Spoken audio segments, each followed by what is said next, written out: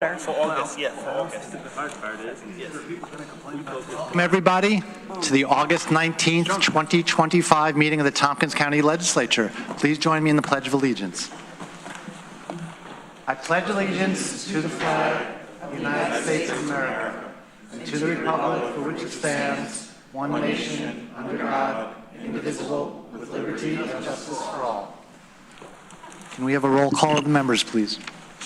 Travis Brooks. Here. Randy Brown. Here.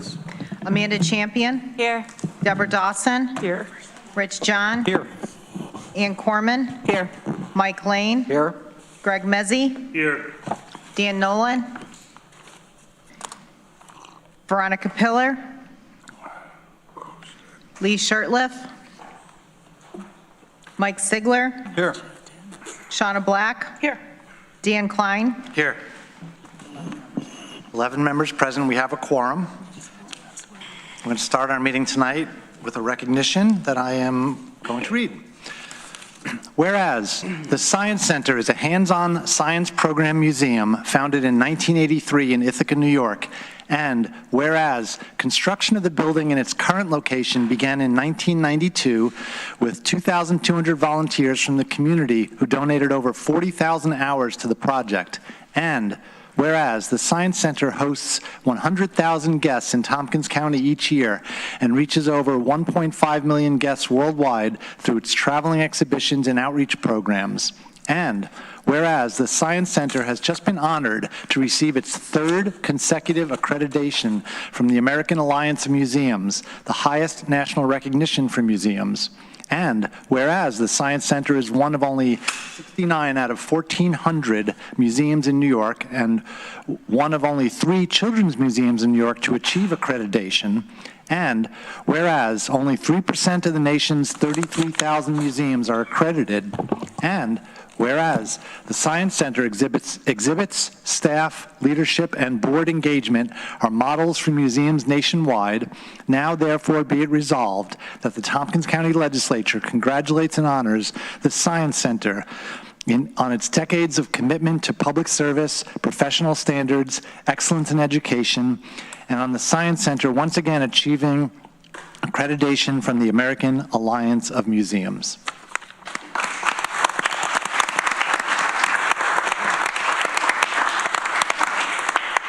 Here to receive the award is Executive Director of the Science Center, Michelle Kortner, and lots of board members and staff and all, so bring up as many people as you'd like. Yeah, come on. Do a quick photo shoot. Oh, you do this more than I do. Yes, it's my job. And then look out there and smile.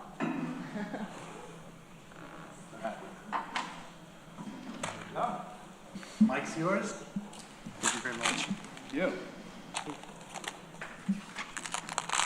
I feel like I should start by saying whereas, but I won't. I just want to thank you so much. This recognition is richly deserved by this unbelievable team of people who come every day and work really hard to do all the work that we do. And it was recognized by the American Alliance of Museums, and we are so honored and pleased that it's been recognized by Tompkins County as well. Thank you so much.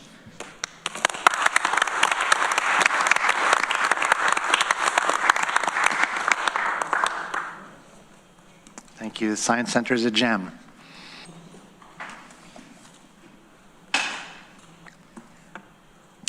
We are going to have 4 executive sessions tonight.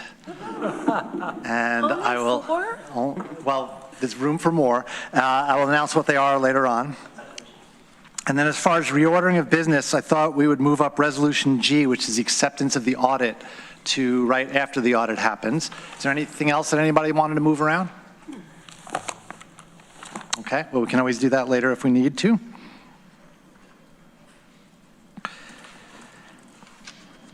That brings us to privilege of the floor. So first we'll have privilege of the floor for the public. If anybody's interested in speaking, please go to the back of the room, grab one of these blue forms, fill it out, bring it up, and we'll get you on the queue. If you are going to speak tonight, you're agreeing to some rules, so I'm going to read the rules. I agree to a 3-minute time limit. I agree not to raise my voice.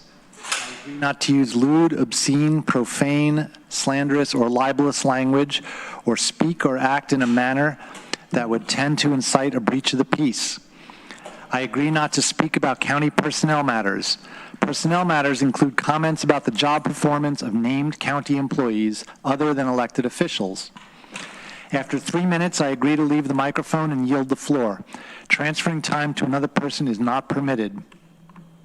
I agree to be courteous and not make comments, gestures, outbursts, or other disruptions while other members of the public or legislators are speaking. I agree that if I cause a disruption and am asked to leave, I will leave the chambers. First person that's up is Zach Wynn.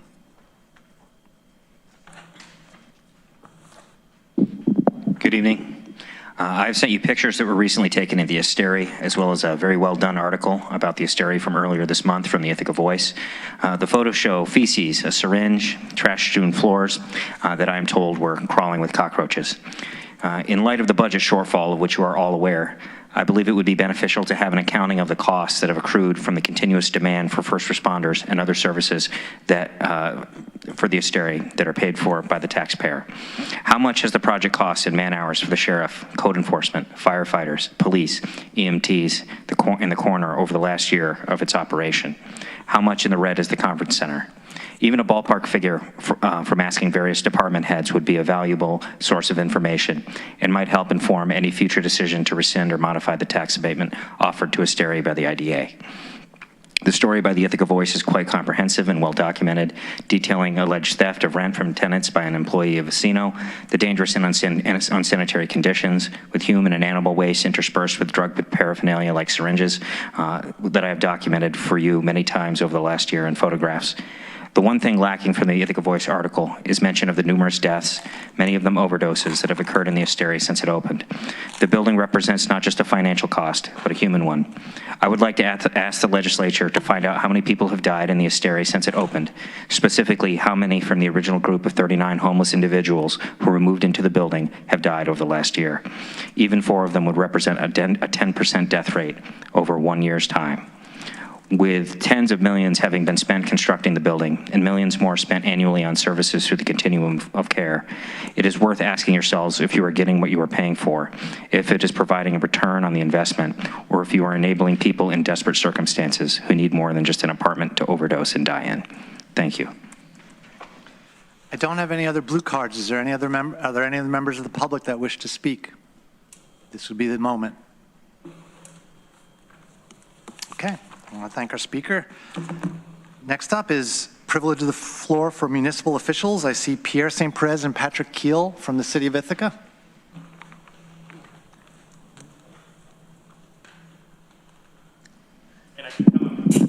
Sorry, I got it. Well, we're used to seeing you both together. You can stand over there if you want. You can take it from both sides. Thank you first for having us both, as always. It's great to see all of you. It's been quite some time. We were on our July recess, which I didn't know we had until this year. And because of that, we don't have a lot, but I do have one thing that I think is of significance, and that's thanking you all for passing the resolution moving forward with the Navigation Center. I think this is by far the most concrete step that Tompkins County and the city of Ithaca has ever taken together to be addressing these problems. I also think that, I've spent the last couple weeks as well as a couple months working on this project. And I've talked to people throughout this community, many of them my constituents in College Town, the few long-term residents who live there, but also people and friends around the county, some much more conservative than myself. And I think the overwhelming feeling is that this is a good idea. There's been serious turmoil. Mr. Wynn just brought up some of it associated with many of the efforts downtown. And I think people on the whole know that this is an issue that needs to be addressed, and it needs to be dealt with seriously, and it needs to be dealt with in collaboration between our governments. And I think that moving forward this plan gives people a real shot and also gives them resources to be able to make a difference. I also think that it finally positions Tompkins County and the city of Ithaca as a leader on these issues and not just somebody who's flailing at the back of the pack, which is what it seems like we generally do when responding to crises. So just want to thank you all again for your tireless work on this issue, and I look forward to continuing to work with you all on this. Thank you so much. Additionally, in tomorrow's council meeting, we will be discussing the reorganization of our Public Information and Technology Department. There are some details involved, but it's been called the PIT for a while now. We're trying to rename it DICE. It's a better name, among other real reasons to do this. Additionally, the mayor convened several groups on policy made out of several advisory groups on policy made out of members of council. Those recommendations will be presented. The recommendations of those groups will be presented at the preliminary recommendations. Sorry, will be presented at council tomorrow, and I mean, hopefully adopted at our September meeting. Besides that, everything's basically routine. I mean, obviously, routine varies, but got any questions? Questions or comments for our friends from the Ithaca City Common Council? Shauna. I read an article in the Ithaca Voice that talked about the water infrastructure and the funding that was going to be needed in the future. I was wondering, I think it started out at 100 million. It quickly rose to 200 million. Are there any plans to raise that money, or what's the plan to make sure that our water continues to be safe to drink and all that? So if this is about the wastewater treatment plant, Yeah. I would like to refer you to the special joint committee. I don't think, as speaking for the city, I should really be making a comment. This is a special joint committee issue that is shared between the municipalities involved. Okay. If you're talking about the dam issue, which is also critical to our water infrastructure, that is a real concern, and I'm super concerned about it. We don't have a lot of information yet on the city level, but I know it's something that the administration is actively pursuing solutions for, as well as funding for. It's going to be a lot of money. It's also going to, it's an essential part of our water infrastructure. So just to confirm, they're two separate issues. One of them's the dam, and then one of them's the wastewater. I think each one was going to be like 100 million. Yeah, 200 million, so significant. A ton of money. We're definitely going to need support from New York State in dealing with those issues. Thank you. Any other questions or comments? Mike Sigler. Well, on that question, is that something that the water system would bond for separately, or is that an entity that's underneath the city, and the city would then have to bond for any money that needs to spend? Because you have ratepayers, it's not really on the taxpayers. So I'm just wondering kind of where the money would come from.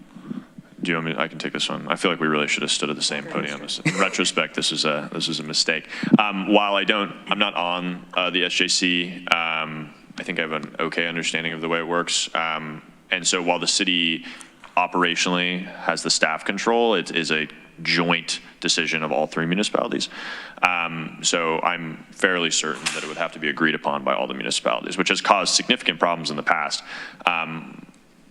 And yeah, so hopefully we'll get support from New York State for that. I think that's actively being pursued. And if our state representatives are watching this or have heard our calls, I hope they step up and can talk to Governor Hochul and keep us in mind in future budget cycles. Any other questions or comments? Rich.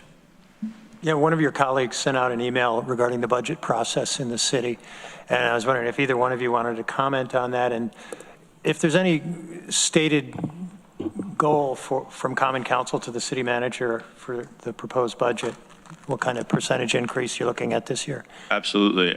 Yeah, I think that's Alderperson Fabrizio you're talking about, to give her a little credit for that email. Earlier this year, we directed the city manager to keep our budget increase under the tax cap. We haven't voted on overriding the tax cap this year. I personally have no intention of voting to override that tax cap. The city manager has stated that the increase in the budget would be approximately 6.5%, which is would be over the tax cap. So I think we're going to come to a head on that at some point, and don't really have a solid answer for how that's going to go. Thanks. Anybody else? Travis? I think he was going to. I mean, I'd sorry. roughly agree with that assessment. We did pass that. We'll see how it progresses. There's obviously the eternal balance between wanting to be careful with how we spend and wanting to continue services. Yes, thank you. So with the living wage coming online in January, there's about a 2-point-something% difference between the going over the tax cap by 2% to 6.4%. So you would be looking at departments cutting about 3 to 4% of their budget to balance the budget? I'm not sure on the math on exactly where that works out, but I mean, that would be where it comes out to. I mean, we have to obviously be presented a case by the city manager about where over target requests are wanted. However, I do think that, it's not sustainable to be raising taxes at 2%, 3% over the increases in wages. I think I originally last year had a difference in opinion and sense have been talked to by multiple members of our communities who are getting priced out. And it's not that I don't think that taxes can increase. I just think that our tools as local governments to raise property taxes, which is incredibly regressive, is not a functional way to continue the viability of our government. So, that's a larger conversation with New York State, and obviously not a lot of conversations happening at the federal government right now, but yeah, it's gonna be tough for all of us, and I think sounds like y'all are gonna have some challenges this year as well. Anybody else? Okay, as usual, thank you so much for coming to our meeting, reporting, and fielding questions. And lesson learned, we're not going to do the two sides thing again. Confused me. We liked it. Okay, we're up to legislator privilege of the floor. Are there any legislators who wish to speak? Lee. I'll just throw in something district related. I had the pleasure last week of sitting down with Legislator Champion to discuss her series of questions on the historical project that she's working on. And one of the things that I mentioned to her was the strong sense of community that we have out in District 9 and the various relationships that exist. And August is a month out in the Groton area for reunions and celebrations, and it starts out the first Saturday in August with an all-class reunion for the Groton Central School District, and was held up at Stonehedge's Golf Course. Over 200 people that were there, combined with a fundraising event, golf event for the local sports teams, and they've raised thousands of dollars over the last few years in conjunction with this alumni weekend. And one of the things that many of the visitors that were there coming back to see their alma mater, they were struck by the improvements in the new municipal building on Main Street, and they're really looking forward to the Main Street revitalization project that the village is undertaking and is working diligently on every month when they meet. The village board is identifying the projects and moving forward with that. Second thing, that the next week, the Groton Fire Department has sponsored the last several years a junior firefighter camp, and it's part of the local recreational programs, and some of the funding for that indirectly or directly comes through the youth services funds that this legislature approves. We had last week about 140 school-age students that signed up, and then one night or a second night or even a third night all participated in these events that were put on to train potential next generation of firefighters and emergency responders.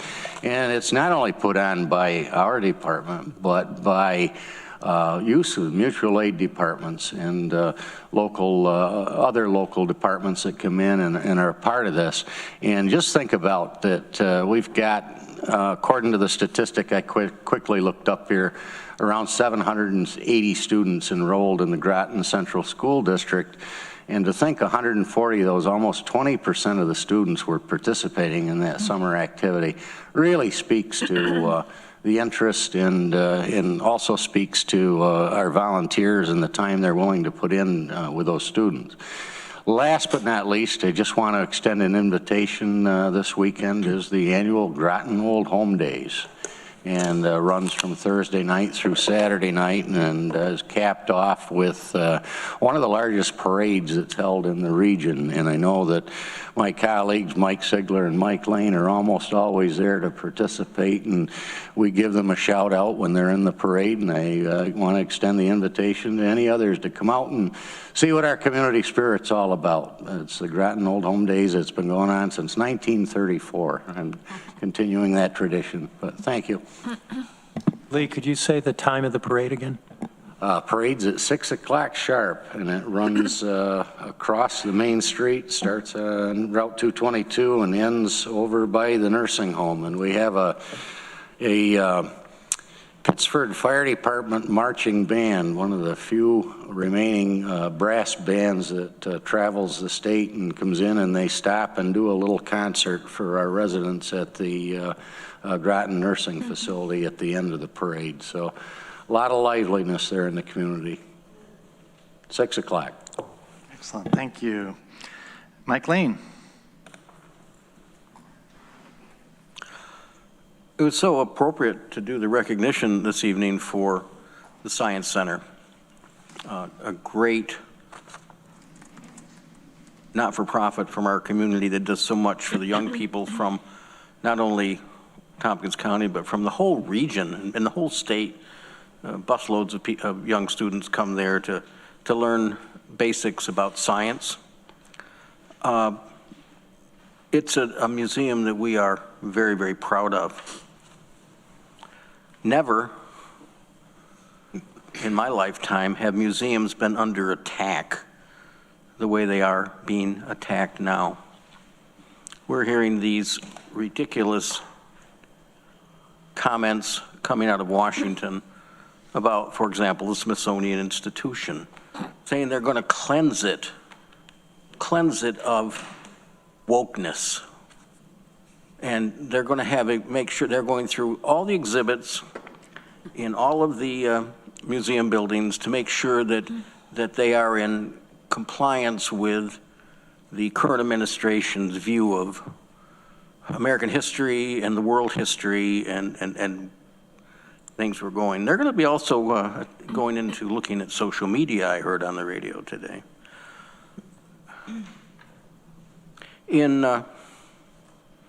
Before World War II, there was a prime minister in Britain who cared very much about peace, didn't want to see people killed. And when Adolf Hitler started rattling his sabers, having been elected in 1933, and saying, oh, he just needed a little accommodation for some of the German-speaking residents who were in places like the Sudetenland. The British Prime Minister came home, lifted up a paper that had been signed by Hitler and said, I have peace in our time. Well, how many months later was it that the dictator, the Nazi dictator, went into Poland, and we know the horrific murders that were done of the Polish officers, not to mention the bombing and the terrible destruction of the Jewish population in the ghettos over there. We don't want to see history repeat itself. We don't need to accommodate Russian dictators by handing over land that they have taken by force against their Ukrainian neighbor. We don't need to go into a peace talk in Alaska and say our prime goal is a ceasefire, and then turn around and walk away and say, well, it's up to President Zelensky now, and what's up to him to give away a huge part of his country in the negotiations which Putin want. And of course, our president and the president of Putin were backslapping each other and clapping and having a grand time. How can we accommodate? We should never accommodate a dictator like that, ever. We have a dictator like that. This is just disgusting. And for an elected president of the United States to do that is beyond the pale. I just keep looking and listening and hoping our Republican colleagues across the nation will stand up and say, this is not right. This will not stand. Thank you. Annie. Thank you, Dan, and thank you, Mike, for bringing up those topics. Just, the visual won't get out of my head of Trump literally rolling out a red carpet for Putin. Anyway, just wanted to also mention on top of that, if folks aren't aware, some of the things that are in the queue to happen at the federal government. So they're going, according to Project 2025 and according to some rumblings that are already happening, they're going to be coming for next marriage rights for people like me and my wife. They're going to be coming for women's right to vote. So they're already talking about this. So it's, again, this is in Project 2025, and they're planning to do this. So the time is now to keep doing all the things we're doing and more, protesting, lawsuits, speaking up about it, shining a light on these things. So keep doing that. Thank you. So getting back to some things locally, some recycling. I just wanted to show folks some things that we cannot no longer recycle here in Tompkins County. Various reasons why certain things can be recycled. It goes up back and forth on things we can recycle. But just to let folks know that we can no longer recycle aseptic containers, the big or small ones that have multi-layered of materials, and black plastic. So bring your own container if you're going out to eat. Restaurants always are, if I'm getting something to go, like when I'm leaving the restaurant, if I give them my container, they'll fill it. If you're going to food trucks, the food trucks at the picnic, at the county employee picnic, they took these. So please reuse your containers. And shout out to our planning department, who was already moving towards applying for grants. Well, they have applied for a couple of grants for our center of government. So far, they've applied for $5 million in grants. Now, sometimes the early process of applying for grants where we don't have all the plans totally set, one of the things that this does is help us find out too, even if we get denied, what are the criteria for these moving forward. So thank you for the forward thinking and planning of our planning department. And next, Habitat for Humanity is having an open house at 4 Dart Drive in Ithaca, up near, I don't know if that's in Lansing. Is that in Lansing? Across the street from my house. Right. Is that, so that's why I thought you would know. Is that Lansing? Village of Lansing. Village of Lansing. And if folks aren't familiar with them, I've volunteered for them a couple times before. But Habitat builds, repairs, and finances safe, affordable homes, working alongside the individuals with the families that build them. So they're usually on site helping build the house, which is quite an experience. And they often have volunteer times where you can just come for a morning or an afternoon. So if you haven't done it before, it's really enjoyable. And you can also get a group of folks to go together from an organization or a neighborhood. And so in Ithaca, they have 7 home buyers participating in their affordable homeownership program and 5 active build sites in the Ithaca area. And the 4 Dart Drive project has been made possible in part by the Community Housing Development Fund, which is, let's see, I'm a member, Greg's a member, Travis is our alternate, and this for our, that's the county fund, and which is a joint effort by the county, the city of Ithaca, and Cornell University. And also we receive funds through the Ithaca the Industrial Development Agency, and so we receive funds from developers also. And so it's also made possible by New York State Affordable Housing Corporation and the Tompkins County Community Recovery Fund. So I just wanted to put a shout out for that. And lastly, yes, I want to second the kudos to the Science Center. 1980 something, I was one of the many, many volunteers who helped build the playground. It was great to participate in that. Thank you. Rich. I wanted to give a shout out to one of our colleagues, Deborah Dawson, who had a editorial published in the Ithaca Voice, and I'd recommend everybody read it. And I don't want to step on her well-written article, but it's about participation in local politics. There's so much focus on the national stage, but that should not supplant making sure you're paying attention to what's going on here, because frankly, this is where you can really make a difference. But Deborah, I'd let you amplify that, because I thought that was well written. Oh, thank you. Veronica. Seconding what Rich said, good article, Deborah. Everyone read it in the Voice. I wanted to briefly mention 2 events related to workers. One was in the past, our county employee picnic last week, which we talked about at the Budget, Capital, and Personnel Committee, but I think it's worth saying for the larger group. It was a great success. Huge thank you to our Human Resources Department and all the people in it for doing an amount of work that I hadn't quite comprehended before this year, and probably still don't comprehend to put it on. It's really great to get to see a bunch of our employees that we might not normally cross paths with or be able to just hang out and play cornhole with or whatever.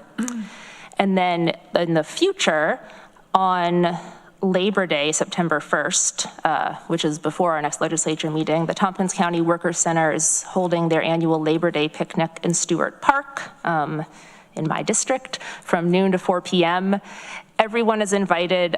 There will be free food. You can bring additional food if you want, no pressure, a bunch of community groups, and as always, several awards to various labor organizers, Friends of Labor. They give these out every year, and it's always a good and connecting time. Mike Sigler. I just feel I needed to weigh in on what kind of Michael said. You know, when the U.S. finally did decide to take on the dictator Hitler, it took a landing at Normandy that cost the Allied troops 4,414 killed in action and another 10,000 wounded. I'm a little surprised to hear somebody on this body actually calling for U.S. troops to enter Ukraine. That's some. I'm not saying that's not necessarily. Don't recall saying that. What's left? You said we should take on the dictator. How did I read that wrong? From you equated the two things. We should not accommodate the dictator. Okay, we generally don't have conversations here. If you want to continue your statement and anyway, converse afterwards. My concern is whenever someone says things like that and equates it to where the U.S. did send troops in. The U.S. also sent troops into Vietnam, and I don't really particularly like that outcome, although that's normalized recently. I was kind of thinking we might get a situation like Korea. And it certainly, I had a very different view of what happened, not on Friday, but rather when the European leaders came to the Oval Office, which was going to be portrayed as some type of talking to, and yet I saw a group of nations actually moving towards peace as opposed to moving away. And I was actually very encouraged by that meeting. So I hope that that continues, and I hope that there will be a trilateral meeting and that there will be a peace forged so that another 1 million people in Ukraine don't die. So, thank you. Greg. Yeah, I'm going to try to bring this one back a little closer to home. So over the weekend in Ovid, a young man, 35 years old from New York City, passed away from drowning on the lake from a overturned capsized kayak. 2 points to my comment. One, just sort of, thoughts and love shared with his family and friends and all those that were involved. We have an incredible natural resource here, but it's to be respected and safety precautions to be put in place. And as we start to have students come back from, all over the place, and I think we can all do our part to remind people to wear life jackets and not go out at night and do those kind of things so we can kind of avoid these tragedies. But also a shout out to our volunteer fire departments, especially in the town of Lansing. They spent 2 full days. And what amazes me is I see them, going out at 4:30 in the morning because I got a alert that there was motion on one of the cameras at the marina.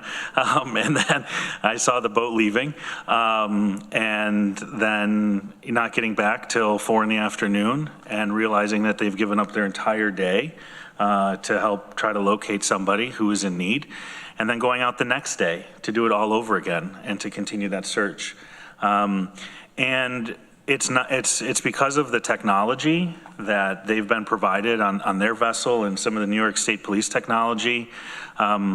We really need to be investing in safety and security on all fronts. And I think that I just give a shout out to the people in Lansing who continue to support their fire district because it's a need that reaches not just our community, but other communities and our neighbors, which I think is important to help.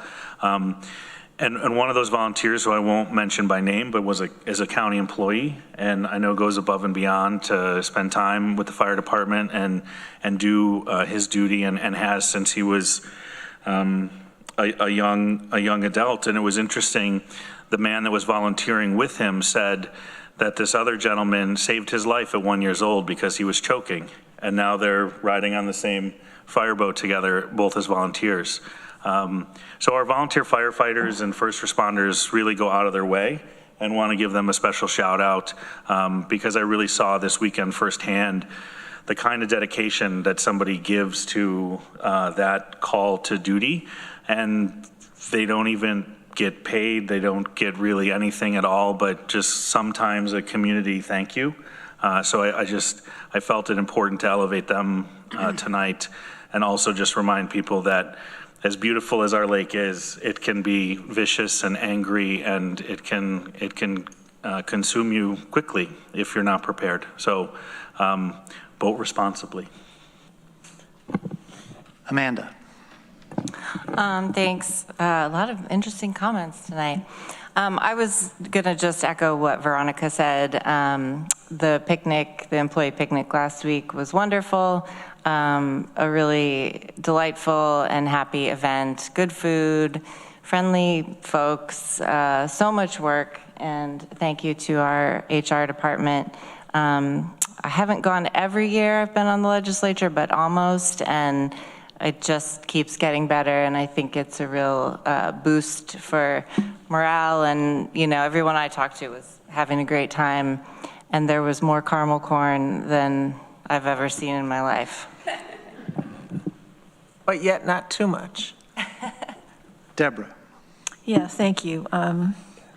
So several years ago, Ronnie and I went to Florence, and there was some sort of crime wave or terrorist threat, and there were carabinieri everywhere.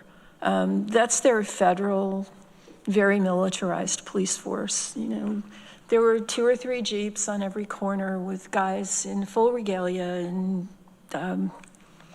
machine guns, and it took some of the shine off my tourist experience. And I am hearing now from my friends in DC and from the news media that our nation's capital is starting to look very similar, which may be a model for other cities in our country, which makes the email that we all received today a little more pressing. I put this one in the category of someone ought to do something. It's something that was signed by over 200 of our constituents, asking us to plan for how to protect them from federal law enforcement, and as well as how to resist unlawful attacks by untrained and unqualified agents dispatched by our president. So I don't know that I have an answer to this one. I think that we as a group are going to have to consider whether we can even do that. I mean, how do we protect our constituents against the federal government? How do you do that without committing a federal crime in the eyes of this administration? I certainly would never pass any kind of policy that would require our staff to risk a federal arrest, especially not under this administration.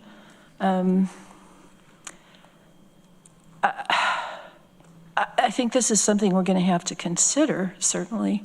But I recall reading something about a month ago that Robert Reich had published about how sanctuary jurisdictions would never be as effective as sanctuary communities. That governments can't really be in the business of notifying constituents when ICE is going to be in their neighborhood, but communities can keep an eye out and can share the information that they see. The reason I think this is important is that we have to look out for the interests of everyone in this county. If we only focus on warning people that ICE is in the neighborhood, we run the risk of losing massive amounts of federal aid, which a much larger percentage of our population depends on. So I'm not really expressing an opinion, I'm just putting questions out there that we're going to have to consider to respond to the concerns of our constituents. So thank you for hearing me out. I look forward to hearing what everybody thinks. Annie. Yeah, thank you. I neglected to say the date and time for the Ford Dark Drive home dedication celebration. That's this Friday at noon. And there's no parking on the street there in front of the house, but you can go to Planet Fitness around the corner, and then there's a path that will be marked that you could walk over to. Anybody else for legislator privilege of the floor? Okay. Thank you, everybody. I don't have a chair's report tonight, except to say something about something I think I heard a speaker say. I wasn't completely sure what I heard, so I wanted to kind of clarify it concerning Asteri and our budget and tax money. I just want to make it clear to the public, Tompkins County does not have any financial stake in Asteri in any way. We have no oversight over Asteri, no connection at all. So I just wanted to make sure that was clear. I wasn't exactly sure what was said. All right. Next up is our presentation on our audit. So we have a crew from Insero here. Come on up anywhere you'd like that's got a microphone. There's a couple of seats over there. There's the podiums, whatever you're comfortable at. welcome, and the mic's all yours. Well, we're at the Budget Committee. We heard the full report on the annual audit, and I'm going to turn it over to our Director of Finance, Darrell Tuttle, and let him introduce our auditors. Good evening, everyone. I'm happy to introduce Dwayne Schoen and Conrad White from Insero, and they will have a presentation of some of the highlights of our 2024 audit and financial statements. Okay, terrific. Thank you all for a few minutes this evening to review the results of the audit. Overall, a very strong audit for the county. You have updated executive summary in front of you this evening. There were a couple of changes that we made for those of you that were in the Budget, Capital, and Personnel meeting. We did have some revisions to one of the pages, and we'll highlight those as we get there. The summary is still in draft. We've got a couple loose ends to tie up. We need a couple of correspondence, communications to be received before we can finalize the audit. But we are close to the finish line, which is good news. So I'll turn your attention to page 2 of the executive summary. There are a couple of different reports mentioned here. These are reports on the county's financial statements. We're issuing a clean opinion. Technically, it's called an unmodified opinion on the financial statements. We're also issuing a clean opinion on the county's internal control and compliance with laws and regulations, both over the county as a whole, and then also a separate report on compliance and control with laws and regulations over the different federal programs that the county administers. You'll note at the bottom of page 2, there's a reference to federal expenses. So the county spent roughly $42.5 million in federal money during 2024. We selected some of those federal programs and did some additional tests and procedures over those programs and had no findings with respect to them. Page 3 of the executive summary mentions a comment letter. We had no findings in the 2024 audit. I'm also happy to report that a couple findings that we had in the 2023 audit were resolved during 2024, things that we had commented on last year that did not recur. So good news that those things were corrected. And then there's also reference made to another report on compliance and control, this with respect to state Department of Transportation funding. That report also had no findings. The county spent about $16 million in New York State DOT funding, so that's not the federal share, that's the state share. And then on page 4, references made to another letter that's issued as part of the audit. Auditing standards require that we communicate certain things with you at the conclusion of the audit process. The letter is kind of in the back of your packet, but we didn't have any findings or concerns with respect to the information in that letter. So that letter is all clean as well. Beginning on page 5 of the executive summary is a few pages of some financial information, some very summarized highlights. And with that, I'll turn it over to Conrad. Thanks, Dwayne. So starting on page 5, I'll just go through these numbers very briefly. So page 5 shows the governmental activities revenue for the last 2 years. They did jump about $20 million from $237 million to about $258 million in revenue over 2023. Looking at page 6, when we look at the expenses as well, they did jump as well, but actually by $30 million from about $240 million up to about $269 million. Overall, we did see a loss for the current year of about $10 million, but Some of that is to be expected, as with inflation and a lot of things that are coming up overall, not just in Tompkins County, but overall nationwide.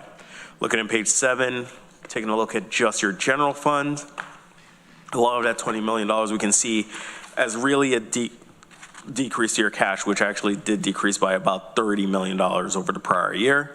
So your total assets did decrease from about $128 million to $109 million. Liabilities did also decrease. You were at $47 million. You were about down to $45 million. A lot of that was in your unearned, unavailable revenue as you spent down on some of those COVID relief funds. A lot of the decrease had to do with that. Looking at page 8, I will skip over the fund balance for now. Take a look at your revenues. Your revenues did increase from 218 to 233. A lot of that had to do with the amount of money that was brought in that was actually sent out for mass transit monies that went over to TCAT for the most part. If you look at page 9 and we look at the expenditures, those did also increase from 223 million to 251. And once again, a large portion of that increase happened in that economic assistance, in the transportation line item, my apologies, which was the TCAT monies that you brought in from state and federal levels, and the county actually acts as a pass-through so that as you bring in that money in revenue, you send that money out as part of your expenditures as well. Any questions so far? Okay, so overall, there was an excess of your expenditures over your revenues of about around $18 million in just the general fund. Page 10 takes a quick look at the other funds that the county does have, such as your capital projects, your debt service, and your special revenue funds, which is made up of all the smaller but equally important funds in the county. So there wasn't too much of a difference between these funds that based on what we saw in the general fund itself. Page 11 takes a more detailed look at your fund balance. A couple of highlights were some work that the county did, I believe mostly in December, which was to establish that tax stabilization reserve of about 2.7 million, and then that capital reserve, which took that capital reserve line item from 25,000 to $6.1 million. The county did also exhaust the RAA fund, which was at $2 million. I believe there was talks to maybe as more employee negotiations come up, maybe to build that back up again. But those were the big differences that we saw in the fund balance accounts over the prior year. Overall, you still have a unassigned fund balance of about $44 million. Now, page 12, for those of you that we did speak with at the BCP meeting, was where the change that Dwayne alluded to comes from. So overall, your revenues compared to actual, your budget compared to actual was off by about $8 million. We did have a change from $20 million. There were some changes that we made based on the budgeted line items that we did see from the county. So we were down to $8 million unfavorable variance. Most of that comes from that state sources line item. So if you don't pull in that money or you don't expend those monies that state grants would then come back from, you don't see that money compared to what you actually budgeted for. Now, on the other side, when we look at the expenditures, you were actually under expended on your expenditures by about $7.4 million. So the cost controls that the county is doing is working, and you were able to come in under budget on that one for those items. Page 13 just takes a look at what you were, as how you compared in 2023. You were once again unfavorable on the revenue side and once again under budget on the expenditure side.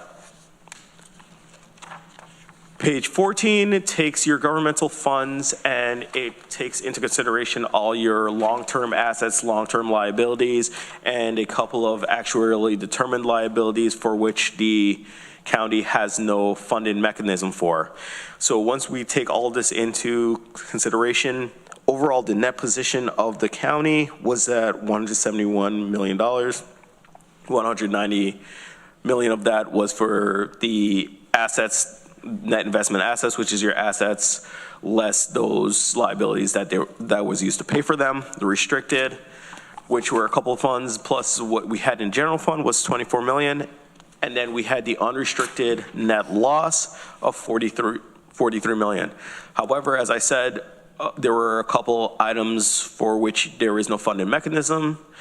And those amounts are down below, which are your GASB 68, which is your employee retirement system, as well as GASB 75, which is the other post-employment benefits liability. Without these two items, we would have seen the county had a unrestricted net position, not a deficit, of $67.8 million, almost $68 million. So overall, as Dwayne said, this was a strong audit we had with the county this year. And once again, I would like to say my appreciation to Daryl, to Drew, to Alaric, and the staff at the county for hosting us. And it always seems like we're here for 3 months. I know they get tired of us for all the questions we ask, but we do appreciate all the effort that they go through to help us out. And we look forward to serving the county once again for the next 5 years, because we do enjoy the work that we do with the county. Thank you. Thank you. We do not get tired of you. And to prove that, are there any questions for our auditors? Mike Sigler. I mean, just looking, do you have this, you probably do, like in graph form? Because the trend line on our revenues is kind of dramatic and kind of terrible, so. I mean, it's terrible in a way, like we've gone back to say 2020 or maybe even 2019. So I'm wondering how much of this was because of COVID and the huge amount of influx of money. And if that is the trend line going forward, that it's going to continue going down to 2019 levels, if that shouldn't be a signal to us to make adjustments. Are you looking at the excess of the revenues, or? I was looking, see, now you had to ask. You give a page number? Not general fund assets. Oh, overall. Page 8, probably. That's where the revenue page is.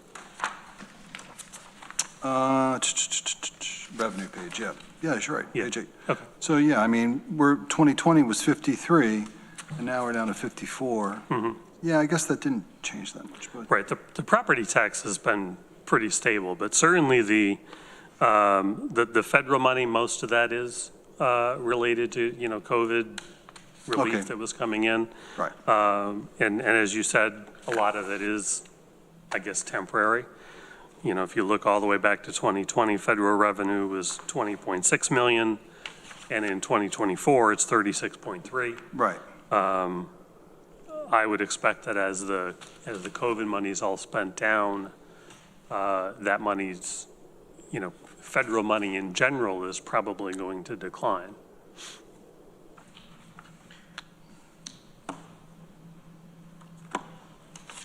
Mike Sigler, did you have anything else? We did, but. Okay. No, I was just looking at the general decline, but I was looking at something else. But this makes sense too. I mean, it makes kind of the same point, I guess. Randy. Yeah, thanks for reviewing this again. There's a lot of moving parts here, so the different buckets we have can be somewhat confusing, and there's a lot of buckets where money sits or expenses go, and I'm still confused. So the latest information that provided helped that, but I think that part of this is how we move our money and where it goes, right? So some of the things that we've moved maybe were included as expenses, or they weren't revenue, but they were revenue because it's an interfund thing, and so there's a lot going on there. So I don't think that's really the job of Insero analyze the data that we've created, other than make sure that we did it correctly and make sure the numbers were where they said they were and those types of things. I'm still confused on our revenue and how that works. And I'm really concerned about departmental income and departmental expense, because that's not something that Insero looks at. So they're looking at only the data that is presented through finance. Daryl, correct me if I'm wrong about this. So all the data that comes from all the departments ends up in finance. And it's just a transaction where you're putting it in the right buckets and paying bills and whatnot. But we really don't know what's going on at the departmental level. And so we find out later on the income may have been above budget, or expenses may have been above budget or below. We don't know that till much later. And even still, I don't know. So after looking at all I went through the entire 2024 line item budget that we budgeted. I don't know exactly, but now I'm seeing here the actual encumbrances actuals that were provided by Daryl. And the numbers don't match what our budget was. So for example, the final budget says 240 million. Our final budget was actually 249 million, I believe. So I wrote it down somewhere, but it didn't match. And I'm sure there's reasons for all of that. I'm not saying that he made anything wrong. I'm just saying that I think it's up for us as the legislature to really understand this and work with finance and administration to really explain here what it is that we have in front of us. Because just looking at this report, there's so many things going on there that it's really difficult to see. And so when I look at, and I've looked at hundreds of balance sheets, because that's the life I've lived in, and government accounting is different, right, than business, no doubt about it. You would never even think about what your expense items would be unless you understood your revenue. And so I don't. So I would like to, and I sent an email out, and I want to understand where our revenues were by each department. And I want to know what their projected are and what they really were. And the same with expenses. And I'm really focused on revenue first. And the same thing goes with, if you're really do this budget, we're going to have the worst budget year, right? And that you guys have been here is what we're hearing. And it may be. But if we don't understand really what happened and what our expenses really were and where the misses were, then how can we budget going forward? How do we know how 2025 is going to end up? So I mean, because we don't know. We're not going to know what happened in 2025 till a year from today. So and that's not your issue. It's because we have a system that is not integrated. And it's just the way it is. And it's gotten much better, don't get me wrong. Norma's done a great job. Thank you, Norma. Trying to get this all into some one system. But I think that we need to really understand this better. And I'm going to be sitting with you, Daryl, and Corsa to go through these numbers, and you can educate me. So thank you. Mike Lane. We had a very extensive discussion in BCP committee. This is the highlights of it. We appreciate it. At that committee meeting, I mentioned that we had changed our fund balance policy to recommend 25%. We did that about a year ago. And I wondered, at that time I asked you to comment, and I wonder if you might repeat your comments tonight for the group. Sure. So I'm going to try to remember what I said back then.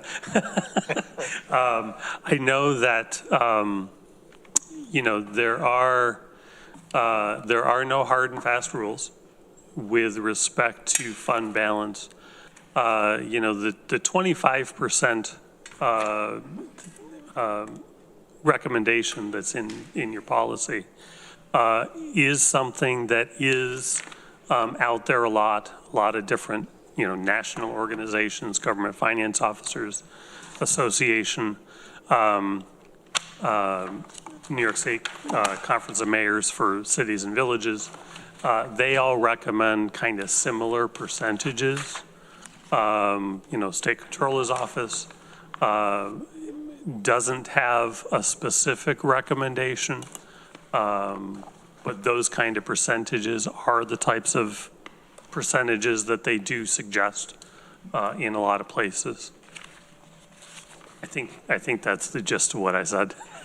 Pretty much. Okay. So the 25% is up there with where there are a lot of recommendations. Is that right? Right. Thank you. Ann. Thank you. On page 12, where it says the fourth column over, the amount variance. So for the revenues, the total was negative 8 million and change. And then going down to expenditures was up 7 million and change. So down. I'm sorry, what? This is down. On the expenditure side, it's kind of opposite. Oh, okay. So Right. so a positive number is negative. Yes. A positive number means that you underspent the budget on the expenditure side. Right. It's hinky math. Right. At the top, it says favorable, unfavorable for the not parentheses, if that helps. So it's not positive, it's not like positive value, negative value. It's not above zero, below zero. It's like It's yay favorable and and unfavorable. boo. Right. So the top half of that page means that the county received less than budgeted Right. by So that for- 8.1 million. That's right. So that was Bad. down 8 point something million. Yes. And then, so we were also, then We the, spent less. then the 7 million something is a shortfall? Means that you spent less than the budget. And that is not in parentheses Right. because that's Because it's considered Favorable. favorable, because you were favorable to the budget. So going back to those two numbers, because they're relatively close, does that mean we were close in our revenues and expenditures then for the year? Right. Okay. So the revenue shortfall was relatively close to the expenditure underspending. Right. Yes. Okay, thank you. That's what I meant to say at the beginning, how I asked it. So thank you for interpreting for me, Deborah. Sure. Deborah. Yeah, I just wanted to follow up on some things that Randy said. Yeah, it's confusing. And you're right, that's not Insero's problem. You know, this brings up some of the problems with our budget process, as good as it is. It could be less confusing. And I remember talking to Lori again and again about how much better this would work if we had centralized finance, but we're a long way from that. I don't know that we'll ever get there. So we're going to have to keep all our buckets and hope they don't have holes in them.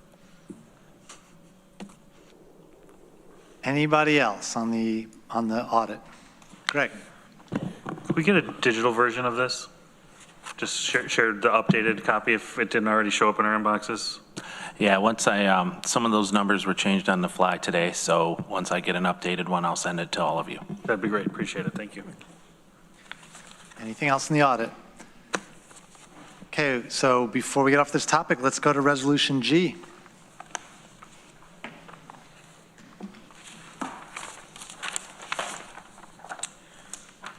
I'd like to move Resolution G. Acceptance of audited financial reports for the fiscal year ended December 31st, 2024. It's ID 13482, and I so move. Deborah seconds. Discussion. Okay, let's have a vote then. All in favor? Any opposed? That is unanimous. Thank you, everybody. Thank you, Insero. Thank you, Finance Department. Thank you, Budget Committee. Thank you. Thanks. Going to bed for the year, right? Soon? Almost? Thank you. See you in 6 months. Okay, let's go back into the right order here. And the next up is reports, and we'll start with Corsa Akumfi, County Administrator. Just 1 second. Okay, just Sorry, of course, I caught you off guard there. Yes. Okay. I have a very quick report. I just wanted to provide a bit of update with where we are with the budget process.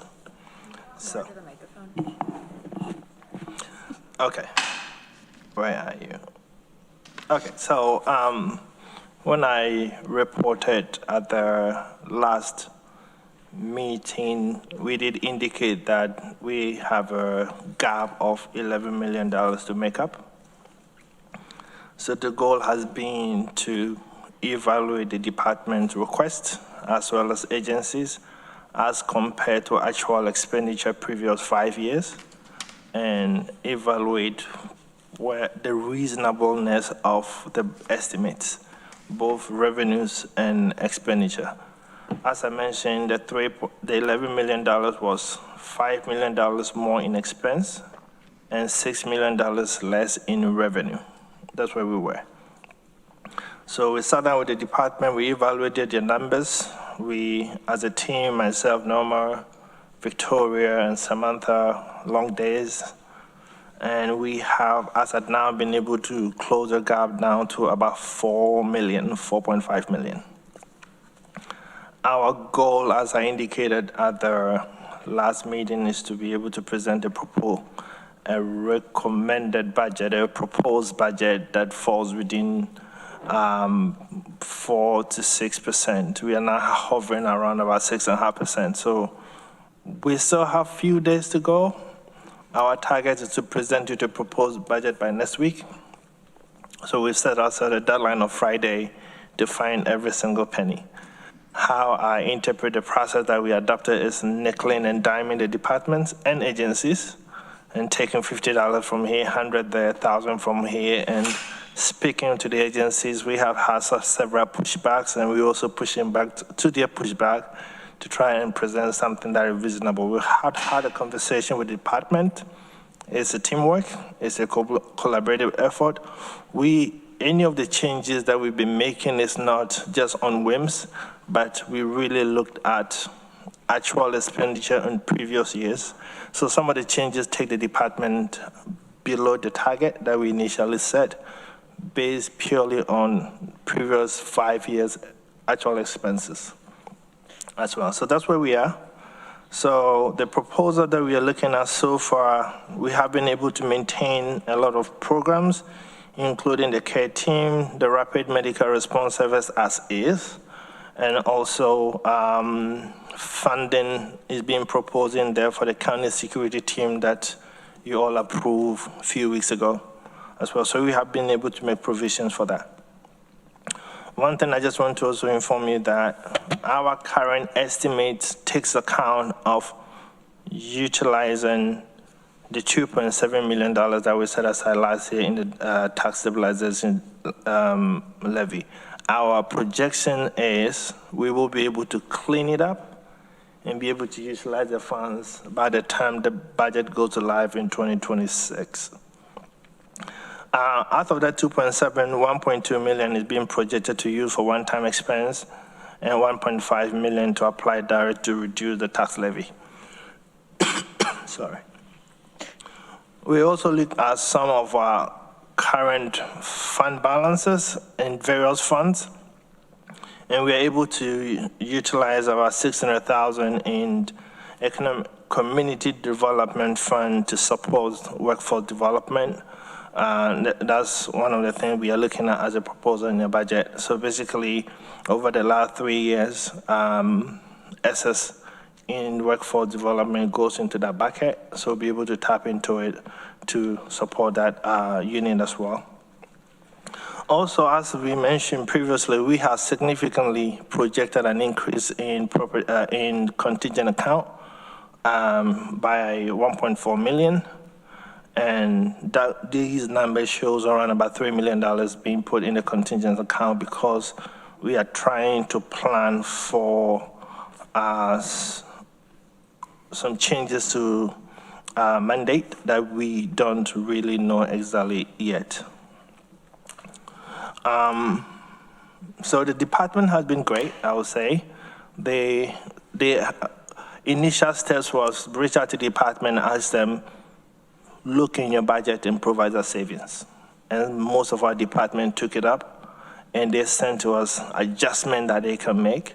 And we did further adjustment on top of the proposed adjustment that department initially brought forward. So I thank them for their flexibility in trying to work with us to be able to get this to where we are. We are still committed to coming somewhere within the 4 to 6% range. We are a little bit above at the moment, but we still have a week to go. So we are looking at the best as we can. So that's an update I have on the budget process so far. Our hope is to be able to present you the recommended, the proposed budget by next week, as I indicated. So if you have a question on that, I will respond before the other update. Deborah. Yeah, thank you, Corsa. I'm curious, how are you factoring in inflation and the salary increases in the new collective bargaining agreements when you're basing this on a prior 5 years projections? So those line items that we look at does not really factor in payroll. Payrolls are determined by collective bargaining agreements, so those projections goes in. What you guys did last year is to factor in the vacancy rate. We still have the same vacancy rate factor into it. So but the payroll has not been touched, but we're looking at other budget line expenses, actual expenses in the previous number of years, and having discussion with the department to understand why the numbers are what they are to make those changes. Thank you. Randy. Yeah, thanks, Corsa, and to everybody working on this budget. I know it's a lot of work. So my question again is on revenue, and thank you for thinking about buckets. But looking at the line item budget, and I think that Deborah, you brought this up before, that in the sales tax agreement with the city of Ithaca, part of the money we get for our emergency response, it comes out of that. I think it's $180,000 that we get from the city to offset some of the expense. My guess is that they're using a lot more than 5% of, because that's about what it would be, of the total expense of that.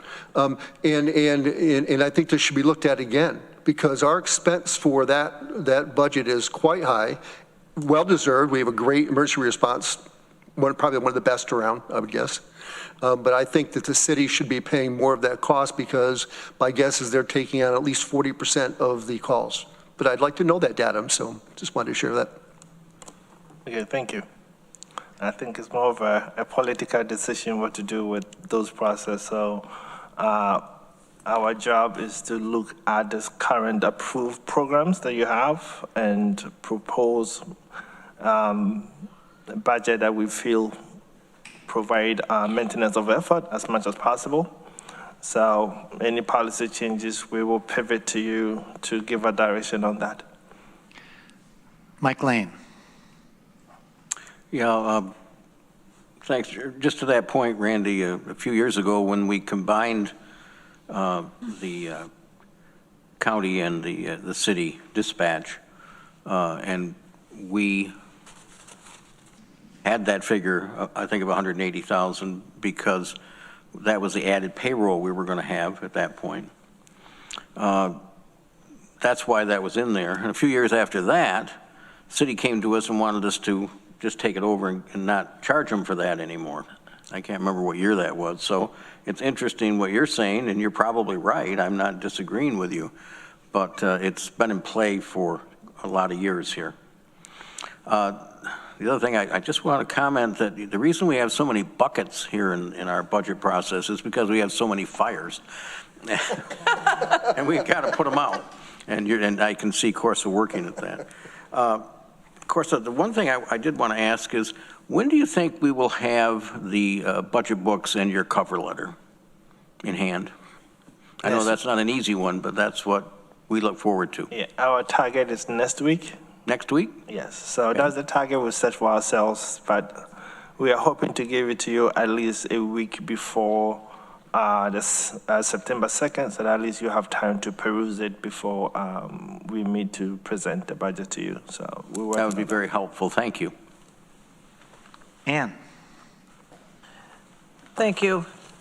Of course, for a couple of the items you mentioned, as far as trying to get the differential in the budget for 2026 less, and that's favorable, I would say. Making fun of myself. Okay. So were you saying that pulling in some one-time funds for ongoing expenses? Yeah, so basically what I said was the 2.7 million that is in the tax stabilization fund, we projected to use 1.2 million of that to support one-time expenses. Most of these one-time expenses are programs you approved a couple of years ago, multi-year one-time expense. Most of these expense items, that 1.2 is part of that multi-year approvals that you did a couple of years ago. Some are in the final year, some are in the second year, and issues like that. And then we're using the 1.5 to directly reduce the tax levy. And so that last part, 1.2? 1.5 to reduce the tax levy, and 1.2 for the one-time expenses. So the 1.5 would be for ongoing programs then? Yes. Okay. That's what is helping us to be able to be at around about 6.5% currently.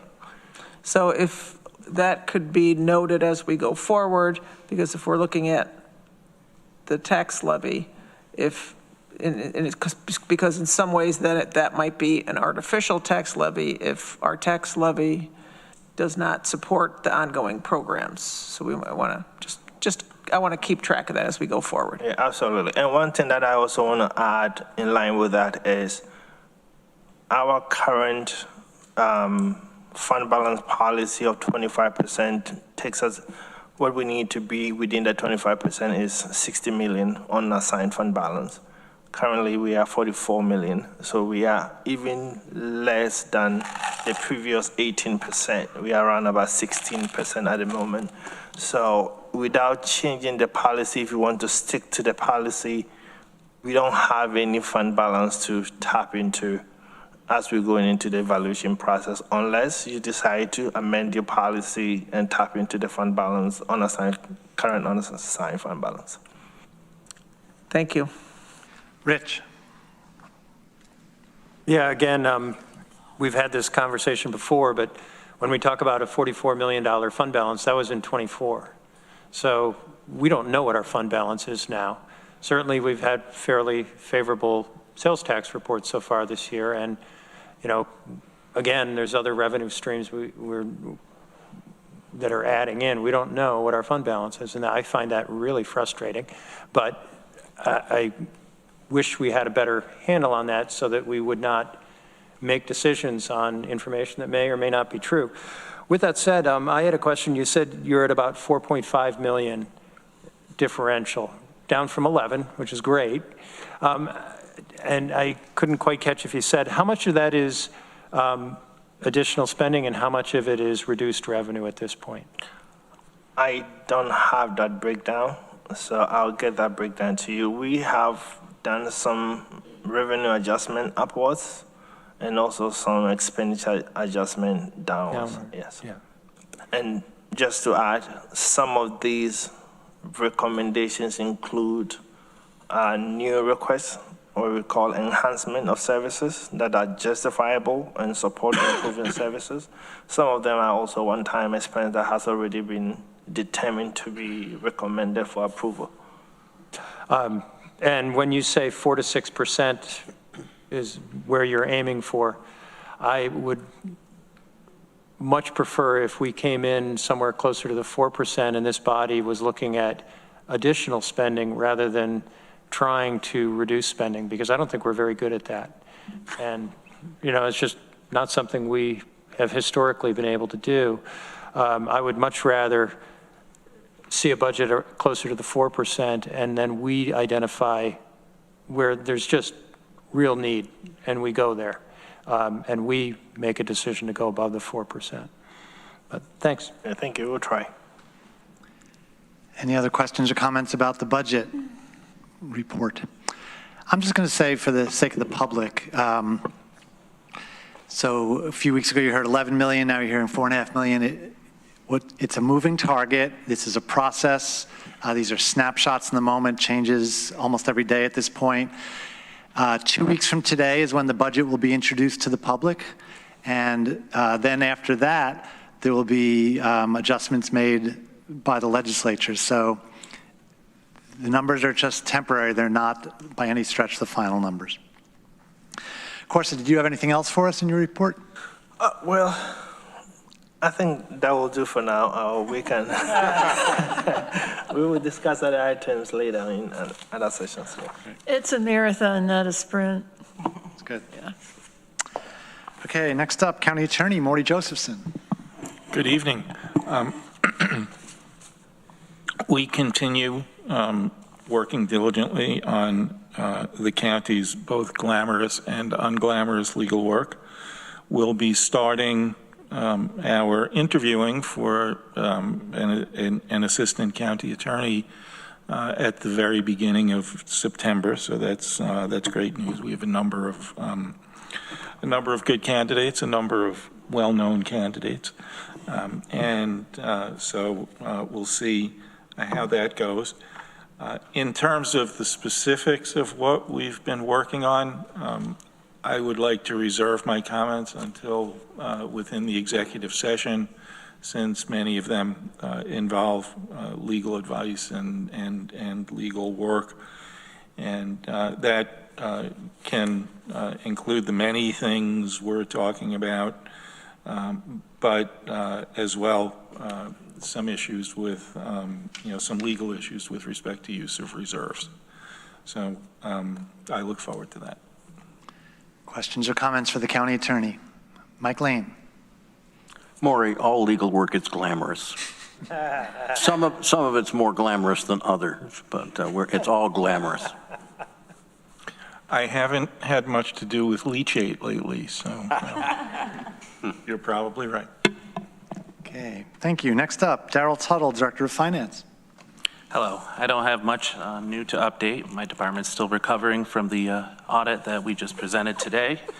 I'm hoping to kind of catch up on anything we may have gotten behind, while also staying available as much as possible to assist county administration with the budget if needed.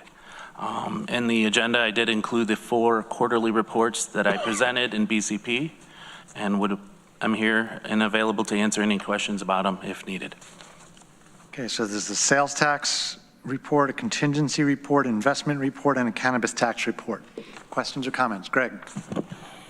When I saw the contingency account report, my heart got so happy. I feel like I've been asking for something like this since my first day on the legislature, and it's finally arrived, and this is great. I feel like this is like the checkbook, right, where you need to look at the register to make sure you have some money left, and I think sometimes we make decisions about contingent fund spending, not seeing the whole picture. I would love at some point if this became a policy or procedure that this type of tracking got included with contingent fund requests, just so that we could have an understanding of the full picture. I know that might be a little bit of extra work on your part, but this is really great work, and so I'm not sure if it's the software or your team or what enabled or some combination of all of the above, but thank you for bringing that forward to us. You're welcome. I have to give credit to Lori's spreadsheet that she set up. I kind of reused a lot of what she set up prior, and I just felt it was at that time I knew that the contingency fund was getting depleted, that it needed to bring it up. And I can look into bringing it up more often, or I don't know if it's every legislative meeting, or maybe it's at least quarterly, but we can talk more. Great, thank you. And I just want to add that we have been discussing the use of contingency funds, especially in the first few months of the year. Contingency is contingency, unplanned expenses, unknowns. And what I saw here in my first few months was a lot of known expenditures going to contingency. So our goal is to be able to control that. And I think our goal is to make sure department are coming in to access contingency when they have no other means within their approved budget. and contingency should be last result. So that's what we're trying to do as we go into next year. Thank you. Shauna. Yeah, I also did want to point out, and I put in this out in budget, that if you look at the cannabis tax revenue, that the highest sales in the county were actually during the election time in 2024. So probably not a coincidence. Amanda. This is great. It does help, remember, oh, we took money and we paid for this, that, and the other thing. And on here, I see Audit Services Library. Back in March, we paid for a more detailed audit, and I guess we haven't heard anything back about that. Last time I spoke with Encero, they were still working on looking into some of the differences between the New York State regulations and the processes that they currently use. I can reach out to them and get something more elaborate to present. Just, update on where it stands and when we'll have more info would be great. I can definitely get an update for the next meeting. Thank you. And that was within the last 2 weeks that you were in contact with them, so it's pretty current. Anything else for our finance director? Okay, thank you. Okay, we are up to resolutions to be added to or withdrawn from the agenda.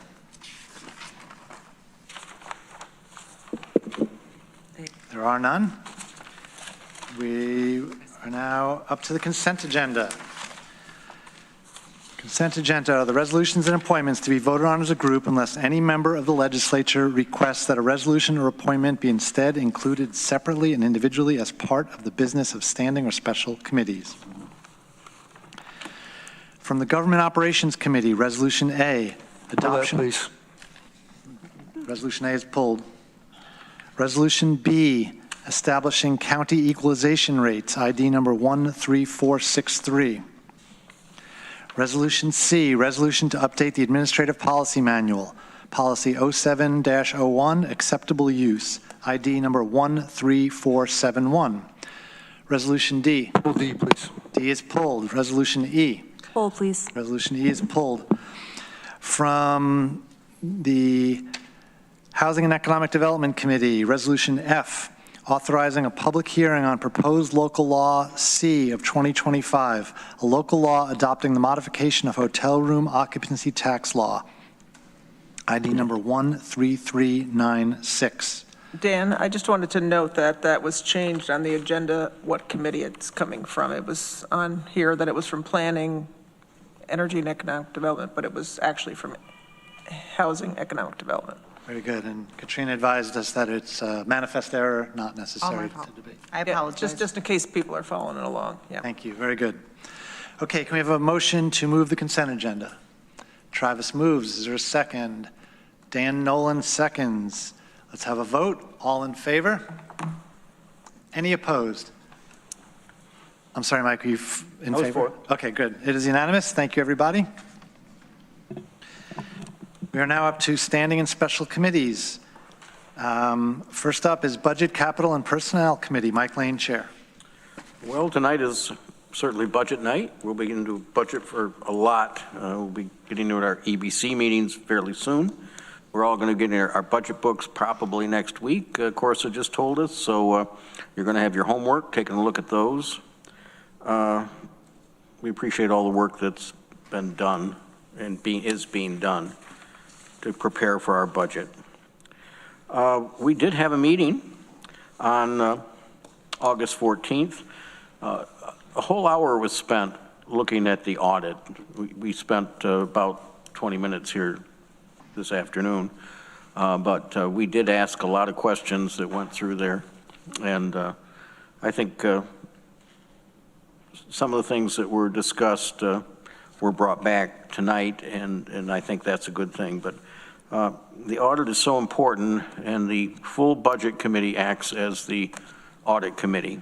A lot of years past, a subcommittee of the budget committee would be the audit committee and hear the initial presentation. But maybe 4 or 5 years ago, we just decided that the whole budget committee should hear it and then pass it on to the full legislature. And so that's what has happened tonight.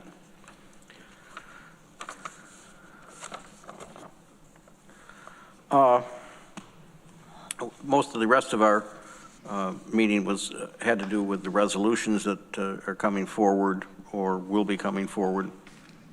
I should mention that the selection process for the TC3 candidate is moving forward to interviews. Actually, the subcommittee is going to be interviewing some candidates tomorrow night. So that's happening. Deb, anything else you'd like to mention? Deb took over for me for the executive session. I appreciated that. Well, we'll be revisiting that this evening. Okay. Oh, anything else? You have some resolutions, I think. We Yes, did sir. G already? We did G, so we'll do H. Extension of additional 1% sales tax for 2 years, increasing taxes on sales and uses of tangible personal property, and on certain services and on occupancy of hotel rooms and amusement charges pursuant to Article 29 of the tax law of the state of New York, in order to extend the effective date through November 30th, 2027. That's ID 13475, and I move it. Is there a second? Veronica seconds. Discussion. This is something we have to do. It's kind of combined all of these tax bills that have to be renewed every 2 years. I think we'd probably give, of course, a heart attack if we didn't ask for the extension. Any other discussion? Rich? Yeah, just for the benefit of the public, we are not raising taxes. We're just continuing them at the current level. Ready for a vote then? All in favor? Any opposed? That is unanimous. Thank you, everybody. And I have Resolution I, authorizing the replenishing of the contingent fund from general fund reserves, and that's ID 13413. I so move. Deborah seconds.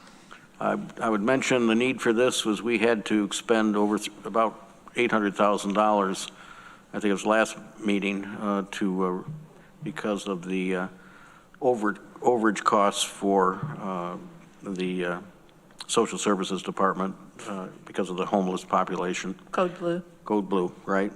And this simply puts some more money into contingency so that we can continue to operate. Any further discussion? Resolution I. Rich? Yeah, just a question. Is this anticipated to be what we'll need for the remainder of the year? Do we see any major contingent fund calls coming? No, we do not anticipate. How did we end up with that number of 800?